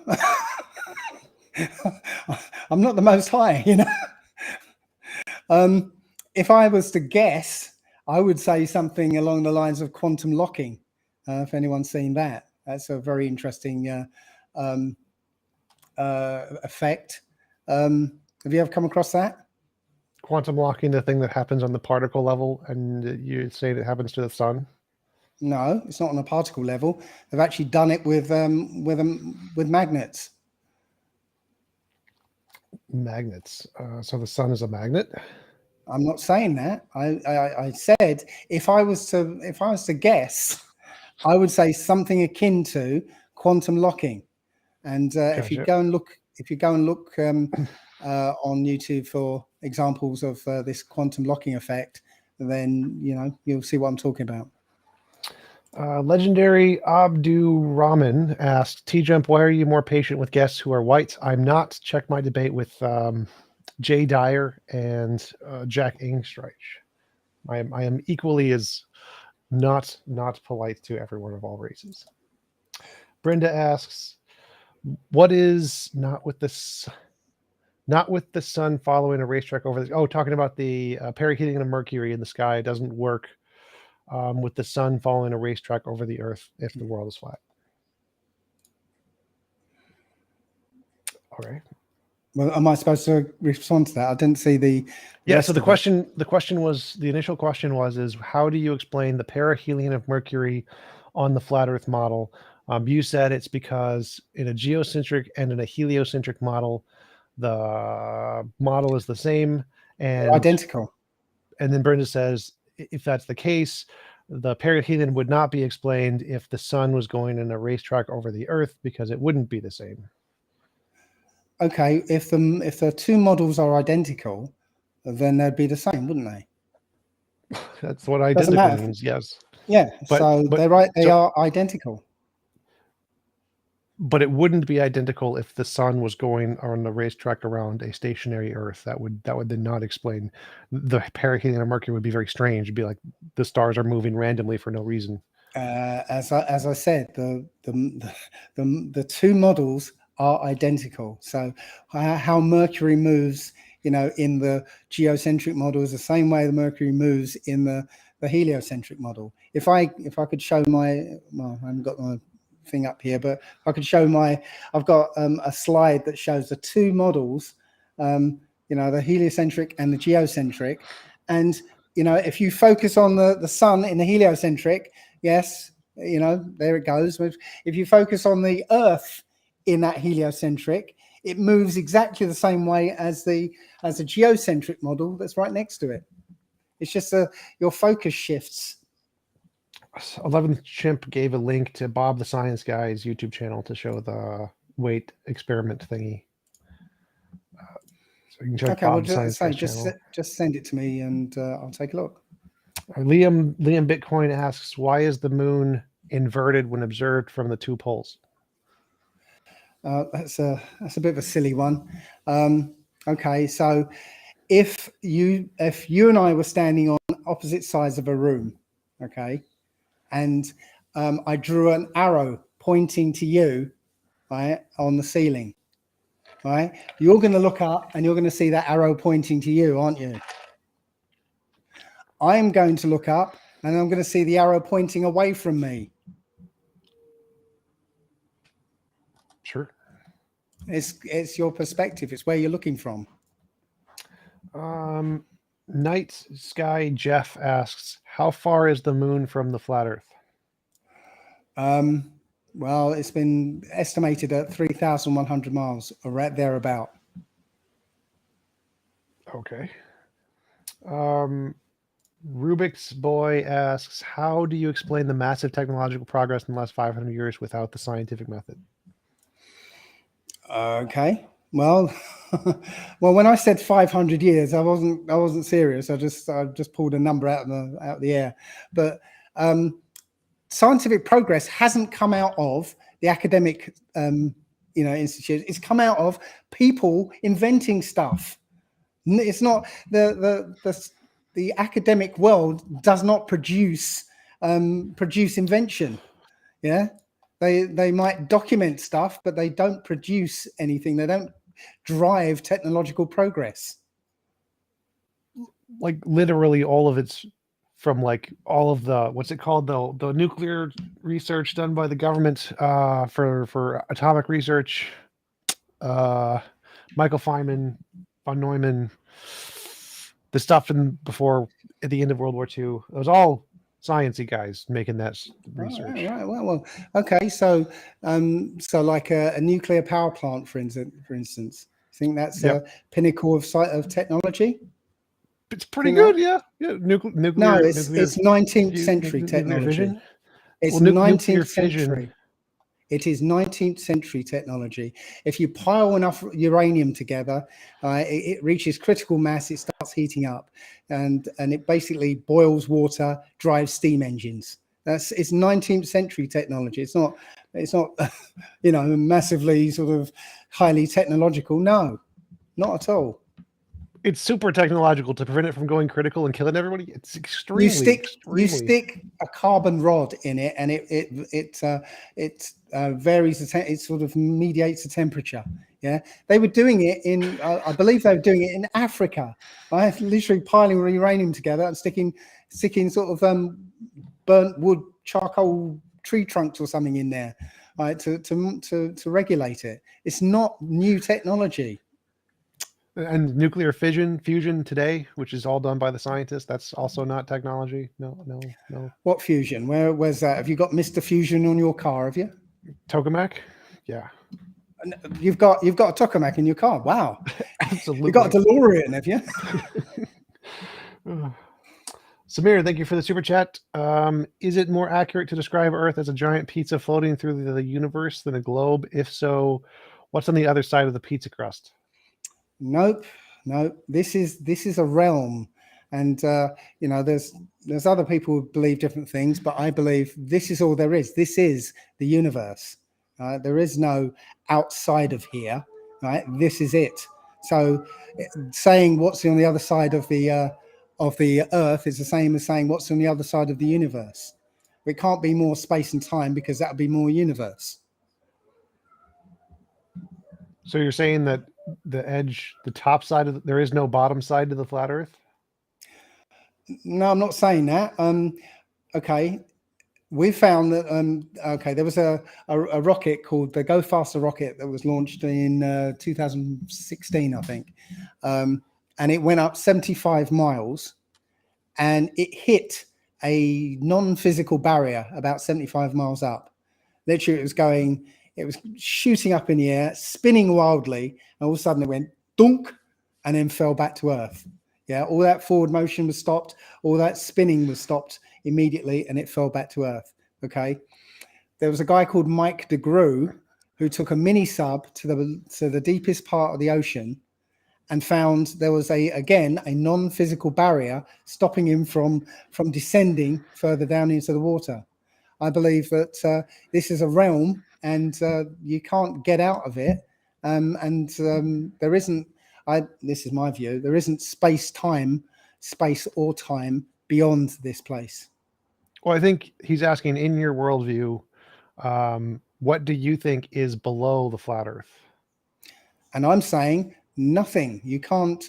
We don't know. It's the same as saying what's on the other side of the universe.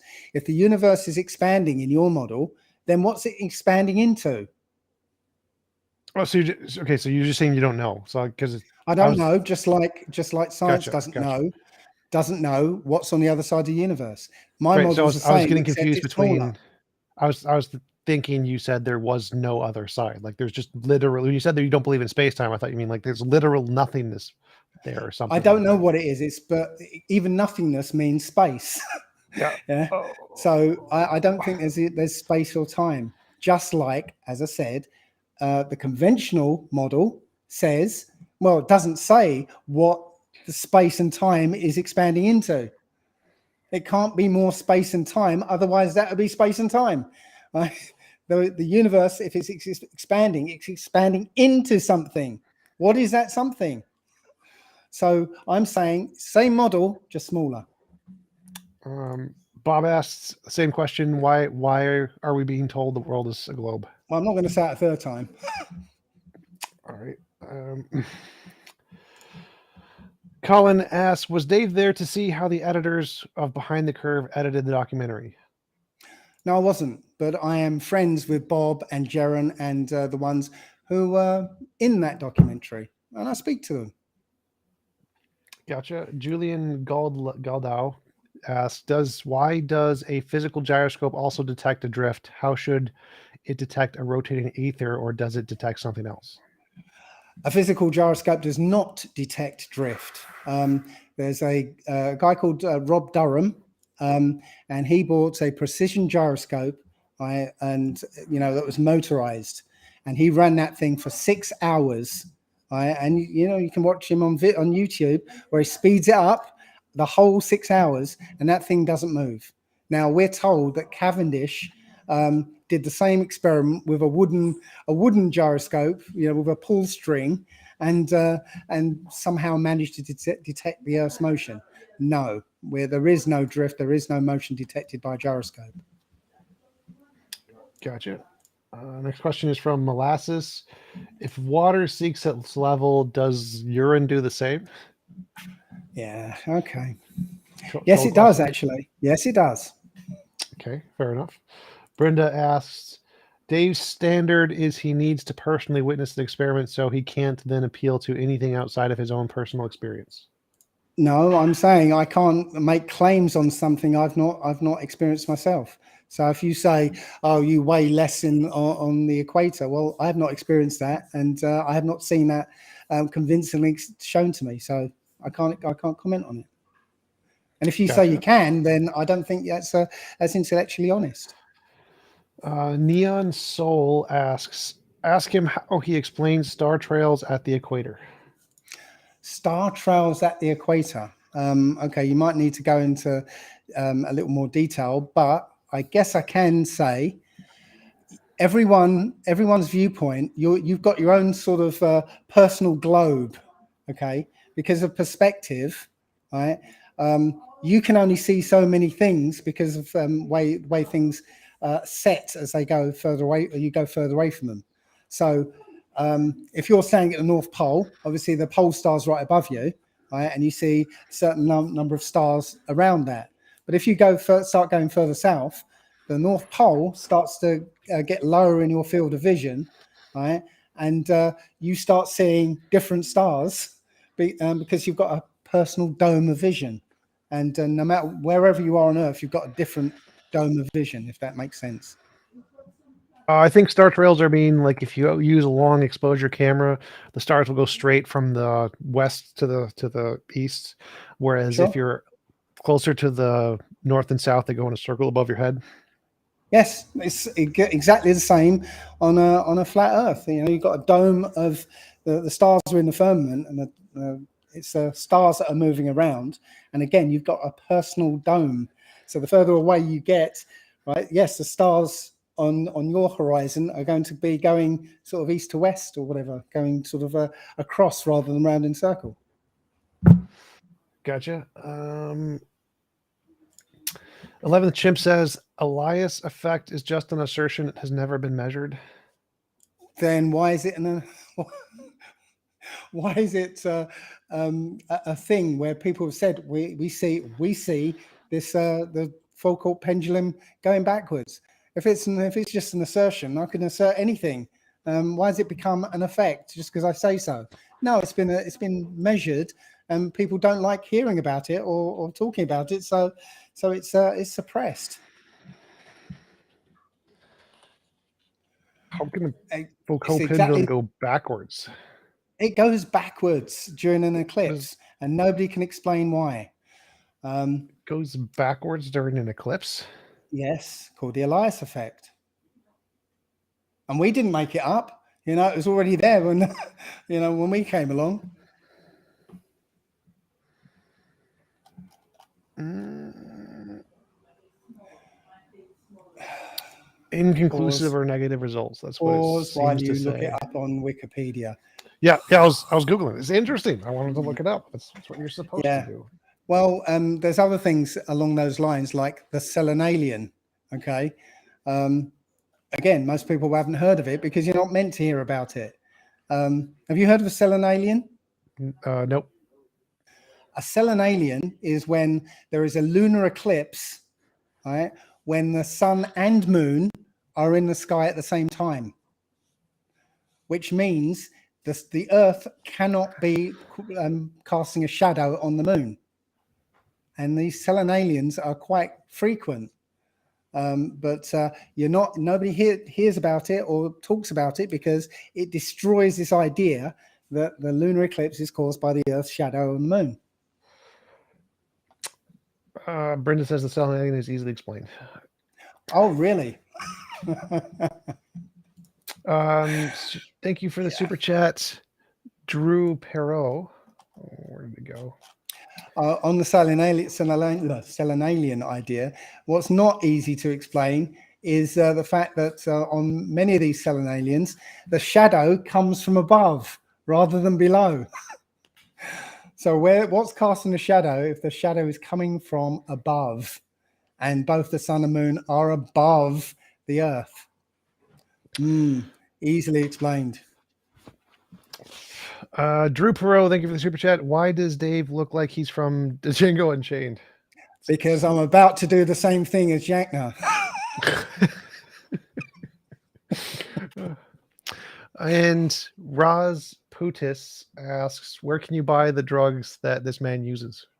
I'm selling them. If you just give me a chat and I'll let you have some. They're good stuff.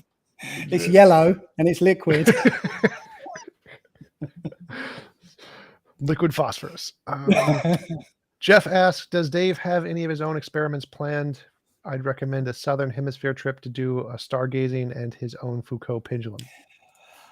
Again, I do have an experiment planned. It got cut short by the lockdown, COVID. But I will say, okay, on the strength of this experiment, I asked two people, somebody who's for flat Earth and somebody's against the flat Earth. They're already putting up a large sum of money for either, proof either way. Okay, so on the strength of this experiment, I approached the ball earther and I said, I approached the flat earther first. I said, look, got this experiment, right? This is how it's going to go, right? Would you put up something like $50,000, right, on the result of this experiment? And he said yes. So then I went to the ball earther, who's already apparently putting up something like $50,000 US Australian dollars. It was. I said, okay, I've got this experiment. The flat Earth guy's already said yes. Would you put up the same amount of money or whatever you decide on the strength of this experiment? He said no. That tells I'd say me a no lot. too. Well, I mean, if you wrote the experiment, I wouldn't put money down on an experiment somebody else designed. Like, no way I would do that. Okay. So what I explained to both of them, right, was that the experiment will be in a sealed perspex box, and it will be in front of a scientist, so that neither of us can touch it, and it will be in front of an independent scientist who doesn't believe in the flat Earth, right? And it will be in front of the scientist for the whole length of the experiment, and neither of us will be able to touch it, and it will have a definitive answer one way or the other at the end of it. And before we start, we agree what the results will mean. So if it went one way, who gets to build the scientific experiment? Because that's the part that I'd be concerned about. Like, if you get to build it, I could build a box that gives me any results I want.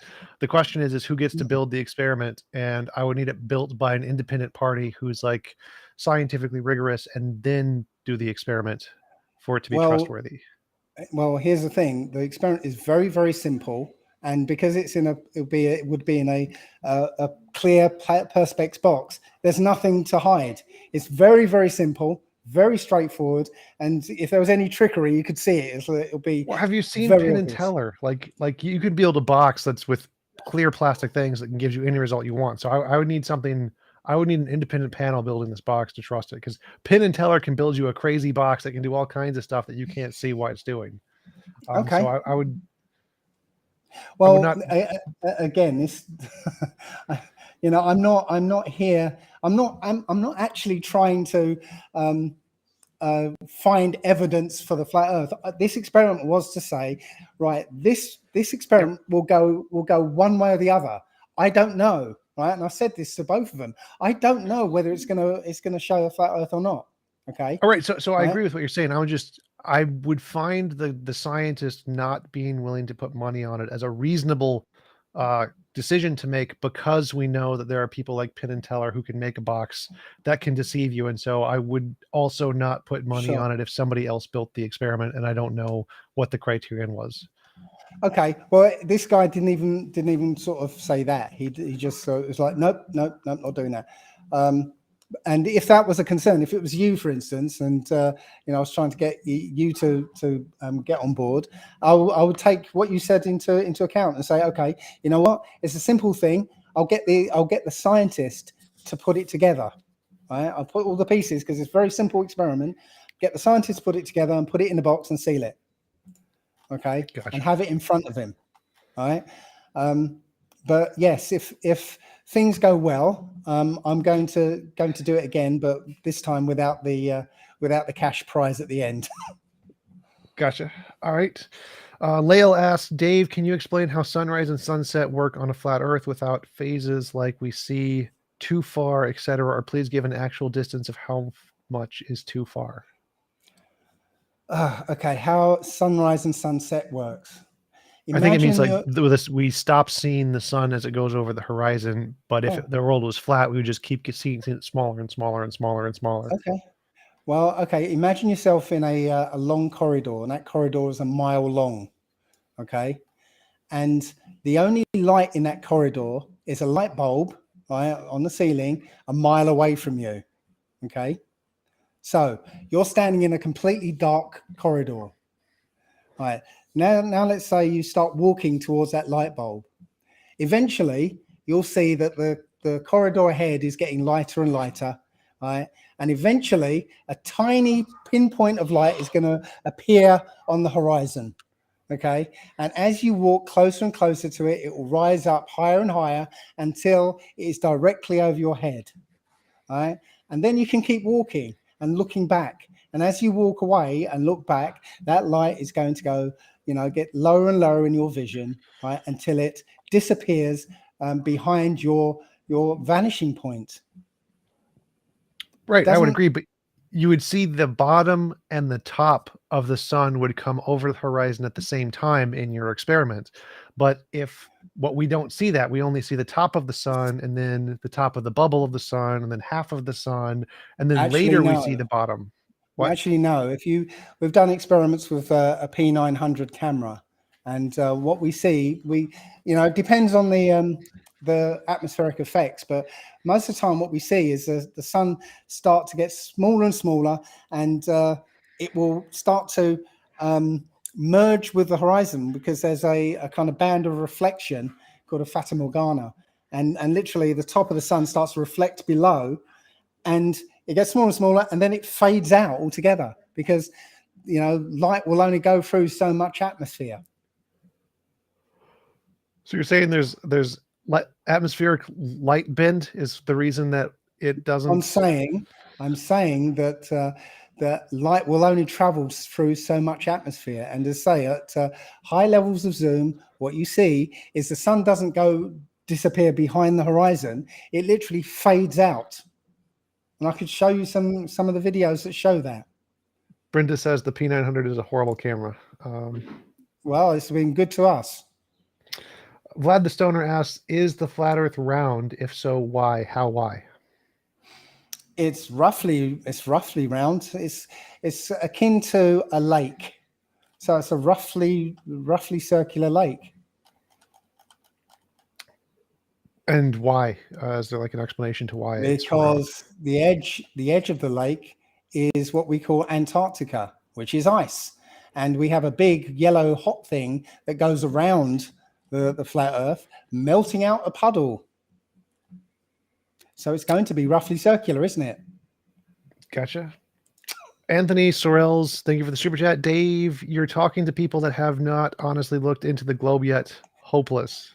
I know. And people think there's certain people, whoever it is, Anthony, yeah, there's certain people who think they're really clever and they've got science up here and they can look things up on Google and that makes them really smart. Yeah, I know what you're talking about, mate. Gotcha. Samir, thank you for the super chat. Are the other planets flat too, or are we the only frisbee in the ball game? Every amateur can see other planets spin with a $100 telescope, can't you? No, they're lights in the sky. They're called, the word planet means wandering star. That's what they are. They're the wandering stars. Okay. And what stars, well, one possible explanation for stars is that we see stars on with the P900 and they look very much like sonoluminescence. So when you put ultrasonic sound into water, you get what they call a star in a jar. They look very, very similar. So no, they're not flat. They're points of light. Gotcha. Super chat. Thank you for the super chat, Lyle.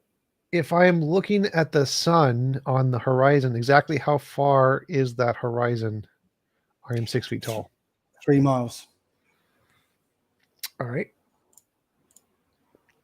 Rob Simpson asks, so many fields of science rely on the assumption the planet is spherical, geology, astronomy, communications, etc. At what point at university does NASA approach you and recruit you to lie?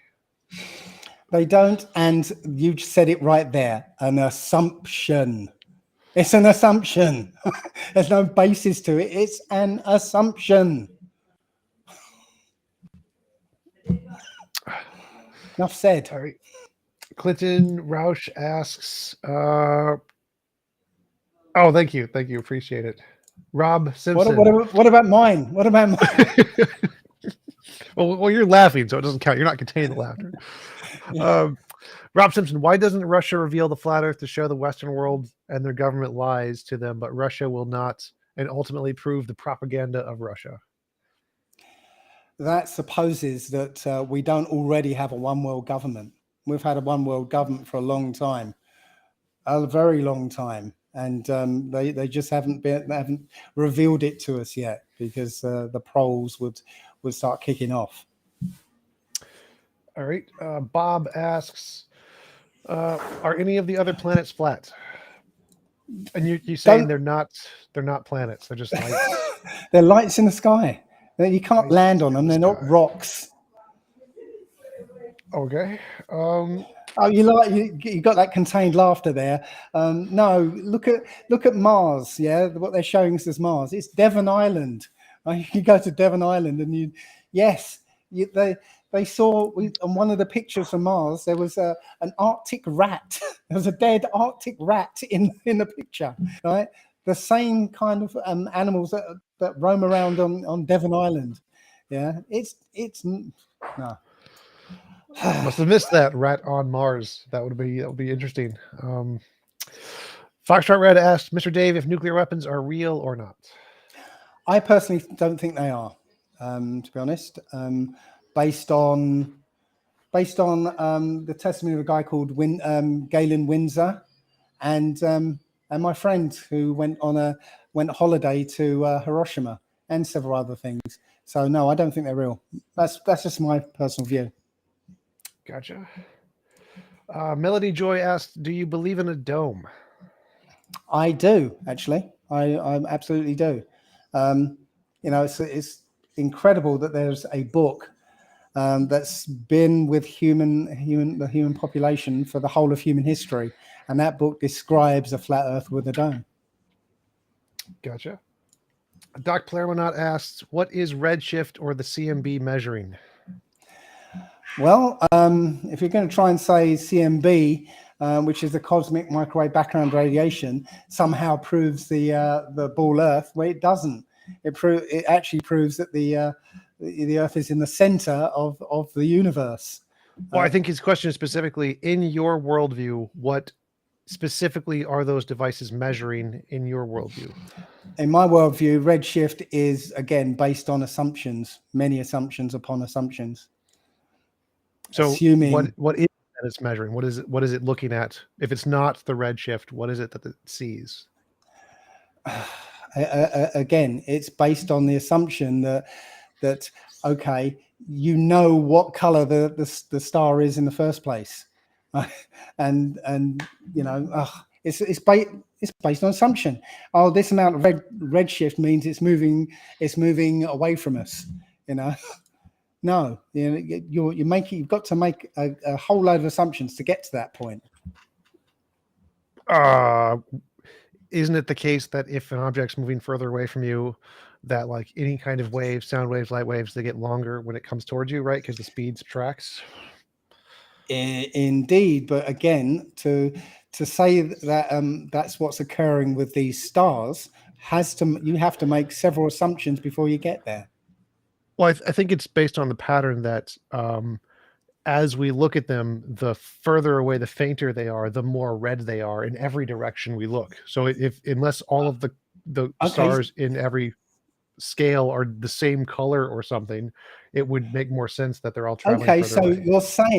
you're saying that stars all shine at exactly the same intensity. No, that's an assumption.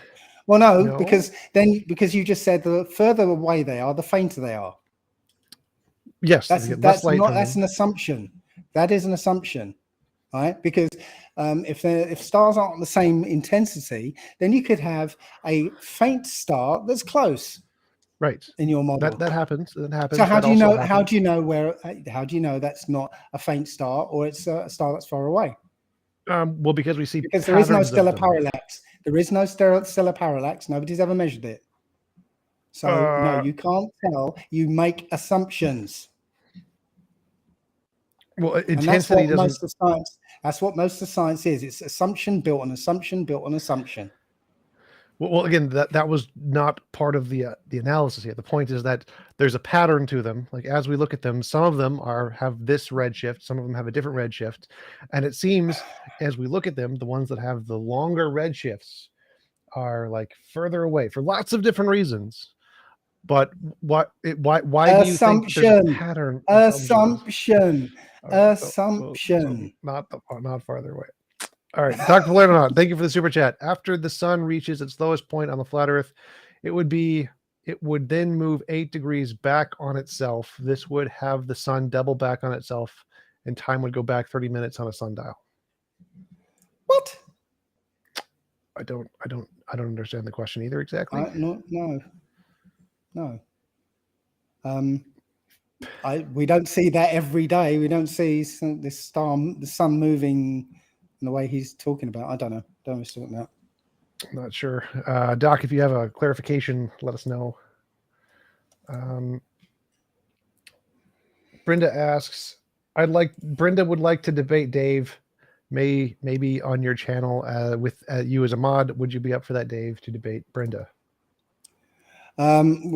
Is it going to be the same sort of thing? Because unless it's going to come up, going to come up with something a bit new. I don't mind, but yeah, sounds like a rerun to me. Gotcha. Unless you want to talk about something else. I'm sure there are other topics related to urine that we could definitely discuss, so get lots of views. Rob Simpson asks, why are the only people to know the flat Earth shady loners? That is an artifact of being a flat earther. It's an artifact of going away from any norm. As soon as you depart from any norm whatsoever, you become a loner and an outsider. That's the way this world is. I think his question is more specifically like there are academics who believe in idealism, that consciousness is fundamental, or they believe that climate change is a lie. There are many different academics who disagree on lots of things, but this one, it doesn't seem to be the case. Why are there no like academics who think the world is flat? Because if you're an academic, if you're a scientist, for instance, or if you're an astronaut, whatever, if you don't believe in that model, you don't become one. Yeah, you don't get there. You answer the questions wrong on the tests. Yeah, you don't become a scientist if you have these beliefs.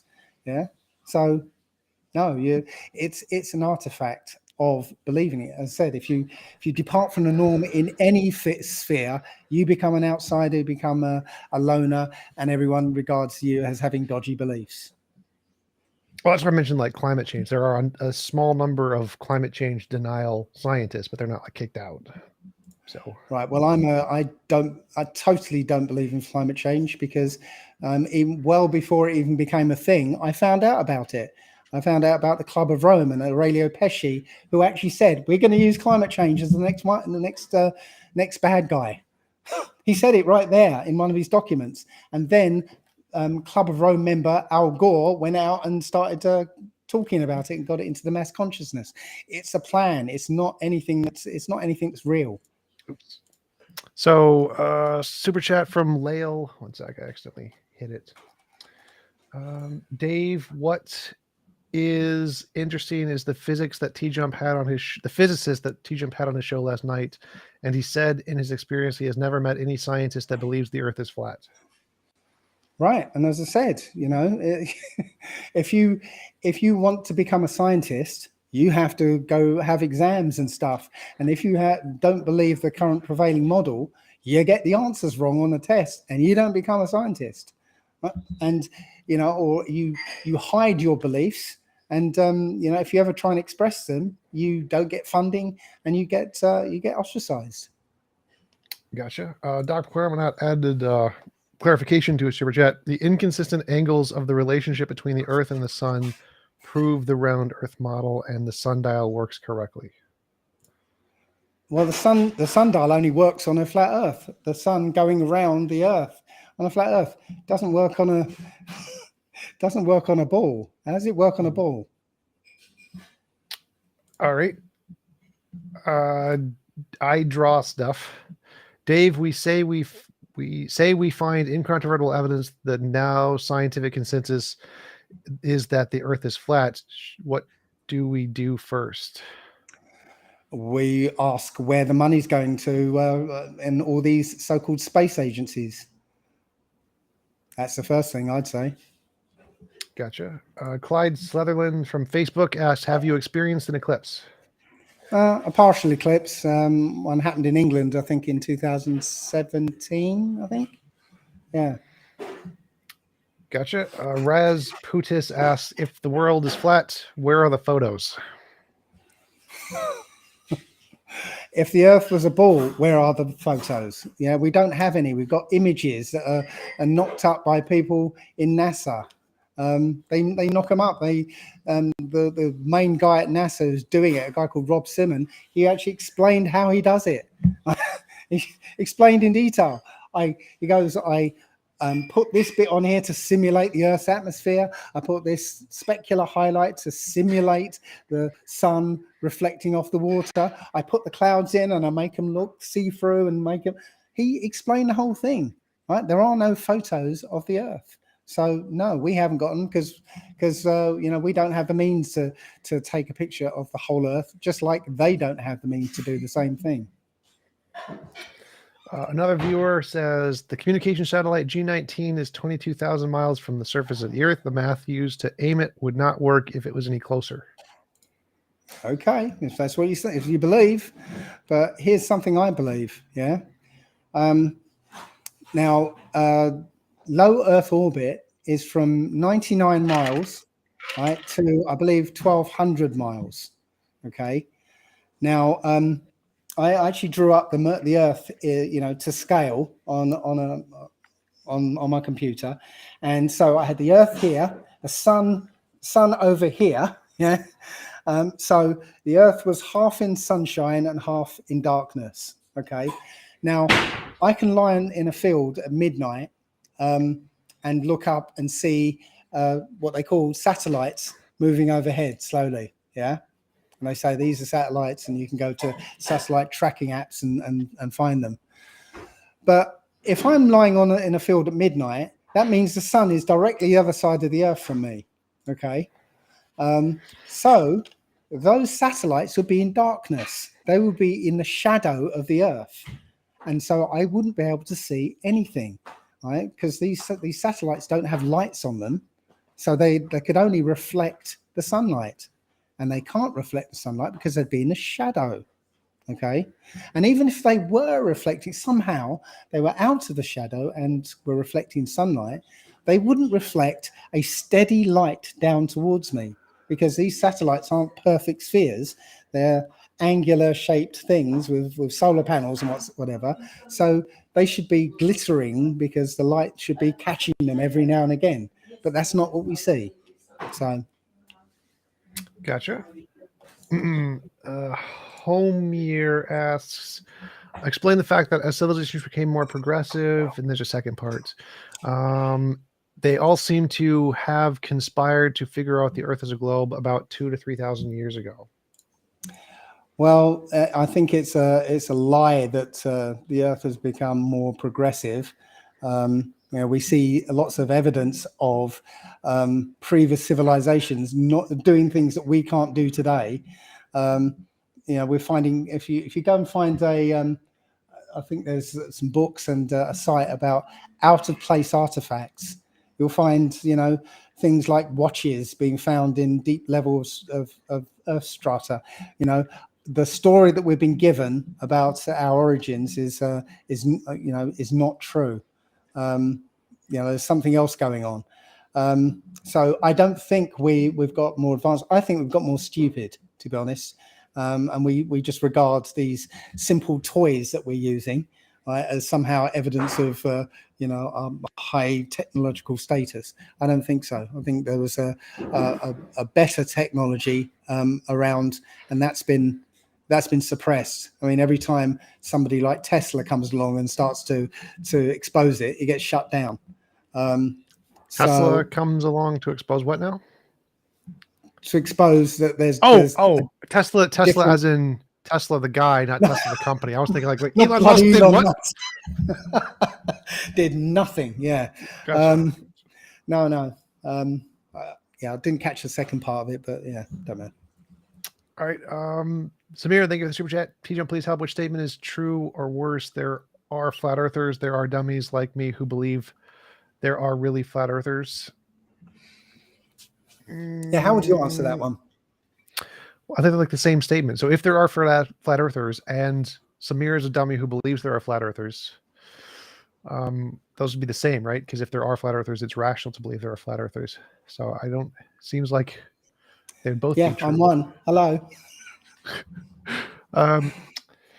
Super chat from Anthony Sorellis. Dave, what are your thoughts on the next eclipse in the USA? Okay, well, so somebody's been watching one of my videos, it looks like. Yeah, there's an eclipse coming on 2024, which is 7 years on from the last eclipse that went across America. Personally, I believe that that's a sign, and it's a sign of impending doom for America. Why is that a sign of impending doom?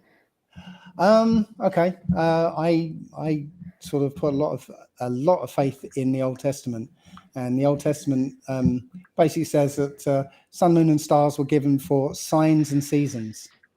And we all know what the seasons are, but the signs, well, a big sign in the sky would be an eclipse, and usually, maybe 500,000 years ago, you saw an eclipse, you'd run for the hills because it was a sign of impending doom. Now, America got one eclipse in August 21st, 2017. It went across America one way, and you're getting one again in 2024. It goes across America the other way, forming an X. And it's too long to go into, but I think that's a warning. And sometime after that, I think there'll be some catastrophic event that befalls America. That's my view, anyway. Gotcha. The nihilist says that's like taking on an evolution challenge governed by Kent Hovind. He's going to the gambling thing. Would you bet on an experiment designed by somebody else? Like, obviously, I wouldn't place money on an experiment designed by Kent Hovind to disprove evolution or something for the same reason, like the magician kind of a thing. So I think it's in the case you gave, it was rational for the scientist to not want to put money on that, even if he didn't explain Sure. why. Yeah, but you know what? If he'd explained it like you did, right, I would have said, yeah, good point. You know what? Why don't you put the experiment together, right, so that you know that there's no funny business there. Gotcha. I'm not trying to skew any results. I'd like to know, what the truth is either way. I mean, I'm not saying that. Even though I absolutely believe the Earth is flat, right? I'm not saying that I'm 100% certain. I know 100%, couldn't be swayed, right? This experiment would have been the thing that, if it came out to be a ball Earth, I would have to say, okay, I'm going to have to rethink my ideas. Gotcha. Samir asked, TJump, I meant if they fake it and I believe them. So I think his question is the Poe question. Is it rational to believe flat earthers genuinely believe that the world is flat, or if they're posed, that kind of thing? I think you could genuinely believe it. I genuinely believe that flat Yes, earthers actually believe what they say. absolutely. I mean, look, I was brought up with the same model as you were, yeah, and I was a fan of science. I was a huge fan of science fiction. I believed all that stuff, and it took me about a year of looking and feverishly looking at stuff and researching and doing experiments. I mean, 24 hours a day before I said, yeah, I'm a flat earther. Gotcha. TJump, the inconsistent angles of the relationship between the Earth and Sun prove. Oh, it's the same thing. It's the same one you before. Yeah. Why Gyara GG asks, why do flat earthers always have to believe other conspiracies as well?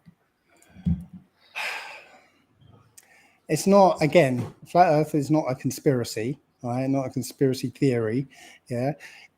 It's when you start looking at things, when you start actually asking questions, right, then you're going to start finding answers, and you're going to find answers that don't make sense according to the official narrative. And that's massively true when it comes to the flat earth. But then when you're not looking at the flat earth and you see something in the real world that says, COVID is real, and you start looking into that, asking the questions, or the rational questions, and finding out that the establishment aren't asking those questions and are actively censoring you for asking those questions. Yes, you start to see things differently. Gotcha. Average Joe 11, thank you for the super chat. Can Dave use his model to predict a single eclipse? Why is he seeing results from the globe model if it doesn't work? You don't need either model to predict an eclipse. What's the guy's name? Benjamin Banneker, I believe it was. Made a wooden clock. Yeah, he was predicting eclipses. He wrote an almanac or something that predicted eclipses. Before knowing about either model. Gotcha. Next question is from Jasmine Griffs. What would the benefits be for all science convincing everyone that the world is round and if it's actually flat? Like you mentioned that. It's the same. Well, I think you're asking more specifically, like you said, it's to weaken our minds or something. Like what specifically are they trying to achieve by weakening our minds? The only way you can control, right, a small group of people can control 7 billion people, is to psychologically weaken them. Okay, if you knew that this is the universe, right, and you were, this is a created place, you wanted a chief of the creations here, you'd start to realize that you have a purpose, right? That every life is sacred. You've got a purpose here, and nobody can stand above you. Only the Most High is above you. Okay, if you knew that, then you could not be controlled. But if you believe that you are a tiny microbe on a speck of dust in an infinite universe that got created by accident from an explosion, and your life doesn't matter. There is no control, nothing in control of this universe, right? You've got no purpose. Then somebody who's more powerful than you on this earth can start giving you orders, can start telling you what your purpose is. And according to them, our purpose is to get good grades at school, get a good job, make lots of money, buy lots of crap, buy more faster and expensive crap, and then die. Okay? No, that's the purpose they've given us, and that isn't the purpose we're here for. But if you weaken people's minds, you can get them to believe that. Vlad asked, who is the Most High? You said you were not religious. I think by religious, he meant like religious institutions. He does believe in a God. Do you have a specific, like which God or something? Well, there is only one, and he would be the one that's in the Old Testament. Gotcha. Perfect One asks, people get the impression that you cannot listen to an explanation that contradicts what you embrace, talking over and shutting down. Why do you think that is? I haven't gotten that. He's listened to pretty much everything I've said. He hasn't really interrupted more than anybody normally does. So I have not gotten the impression that he can't listen. So I wouldn't say that. But did you want to respond to that? No, I don't think I do that, to be honest. Gotcha. Pineapple Jesus, how thick is the earth? Does size matter?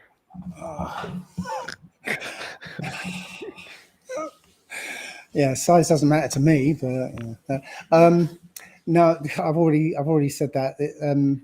Again, it's not a question of how thick the earth is. It's that there is nothing beyond it. Just like, we don't know what's on the other side of the universe. Yeah, it's the same model, just smaller. Gotcha. Pragmatic Crystal asks, why is it hotter at the equator? Because the sun spends on average, more time over the equator. Yeah, it hovers between the two tropics. So on average, it's going to be hotter in the middle. Gotcha. If the Bible is correct, the lesser light rule over the night, then how come we sometimes can see the moon during the daytime? Okay. Well, again, I'm not the Most High. Yeah, it rules over the night, but it's not always there. So I don't know. It's also part of a clock. Yeah, so we're supposed to be able to know what month it is because of the moon, because where it is in its cycle. Gotcha. What does Dave think about dinosaurs from Foxtrot Red? I have no regard for dinosaurs. I know there's people looking at them and stuff, but I'm not really interested, to be honest. Gotcha. Elliot Leisure asks, is there any kind of experiment that would convince you that the Earth isn't flat? I remember a guy who built a rocket so he could find out for himself. For example, the guy who, remember that story? Yeah, he wasn't a flat earther. I met the guy, Mike something, and he actually died. I met him in Denver, and he's not a flat earther. He just wanted to build a rocket. So he didn't build a rocket to test for himself. He just wanted to build a rocket. No, I at this point, I don't know of any test apart from the experiment I was going to do, and I still might do. That would convince me. I'm not going to say what the experiment is because I don't want somebody to preempt me and falsify it like you were saying. Gotcha. I think that's it for the questions. We've been going for about 2.5 hours. Really appreciate you coming on. It was a great conversation. Do you want to give any links or references where people can find out more about your work? Again, I'm not really focused on flat earth all the time, but my website is allegedlydave.com, and gotcha. I think my YouTube channel is dmurphy25, and you'll find some stuff on there. Awesome. Thanks again. Really appreciate it, and I hope you have a wonderful rest of your day. Yeah, you too. Take care. Oh, we just got one super chat in just in time, which I should probably read because it's They're paying me. Which is bigger, the flat Earth, or the universe above it, or are they one on top of the other and both infinitely big, like a infinite pot in its lid? Okay, my view of the Earth is a bit different to a lot of flat earthers. So, if you imagine a large frozen lake, okay, a large roughly circular frozen lake, and above one corner, so one quarter of that lake, there's a heat source, the sun, going round, melting out a puddle on that lake. Okay, so that puddle is our Earth. It's melted out of this larger lake. Okay, and the edge of that puddle is what we call Antarctica. So it's the ice that hasn't been melted. That heat source, the sun, is going around a magnetic center, which itself is moving around the rest of the lake, taking the sun with it. So as the sun moves with this magnetic center, it's melting out a different part of the lake. Okay, and I think according to some people, I think it's actually a lot faster, but we move something like 1/12 of the circumference of the large lake every 2,160 years.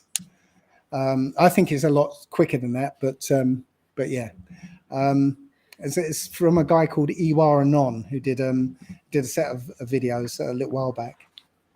So I think I think there's a larger Earth, and that's what the dome is over, and our Earth is just the puddle that just happens to be melted out at this moment. he's asking specifically, like, could the dome be infinitely flat above us and the Earth is infinitely flat below us? And is that like a possible version of the flat Earth, or does the dome have to like have an edge somewhere that we can hit? I think personally, I think there is an edge that you hit, but there are people who believe in the infinite plane. That I don't subscribe to. There is another model I've been kicking around, but it would take too long to explain. But it involved. Can't really go into it, to be honest. Too involved. But yeah, there's people who believe it's an infinite plane, and those people don't believe in a dome. But I actually believe that there is a finite limit to the Earth. But our Earth is just one part of a larger Earth that gets revealed as the sun actually moves around. I don't know if you've seen the Prague astronomical clock. A while ago, yes. Right. If you look at that clock, you'll see it's literally that model that I've just described. There's a circular bit that actually moves around the whole face of the larger clock, and around that that small clock, the hands have the sun and moon on them. So it's literally modeling the Earth that I just tried to describe to you. Gotcha.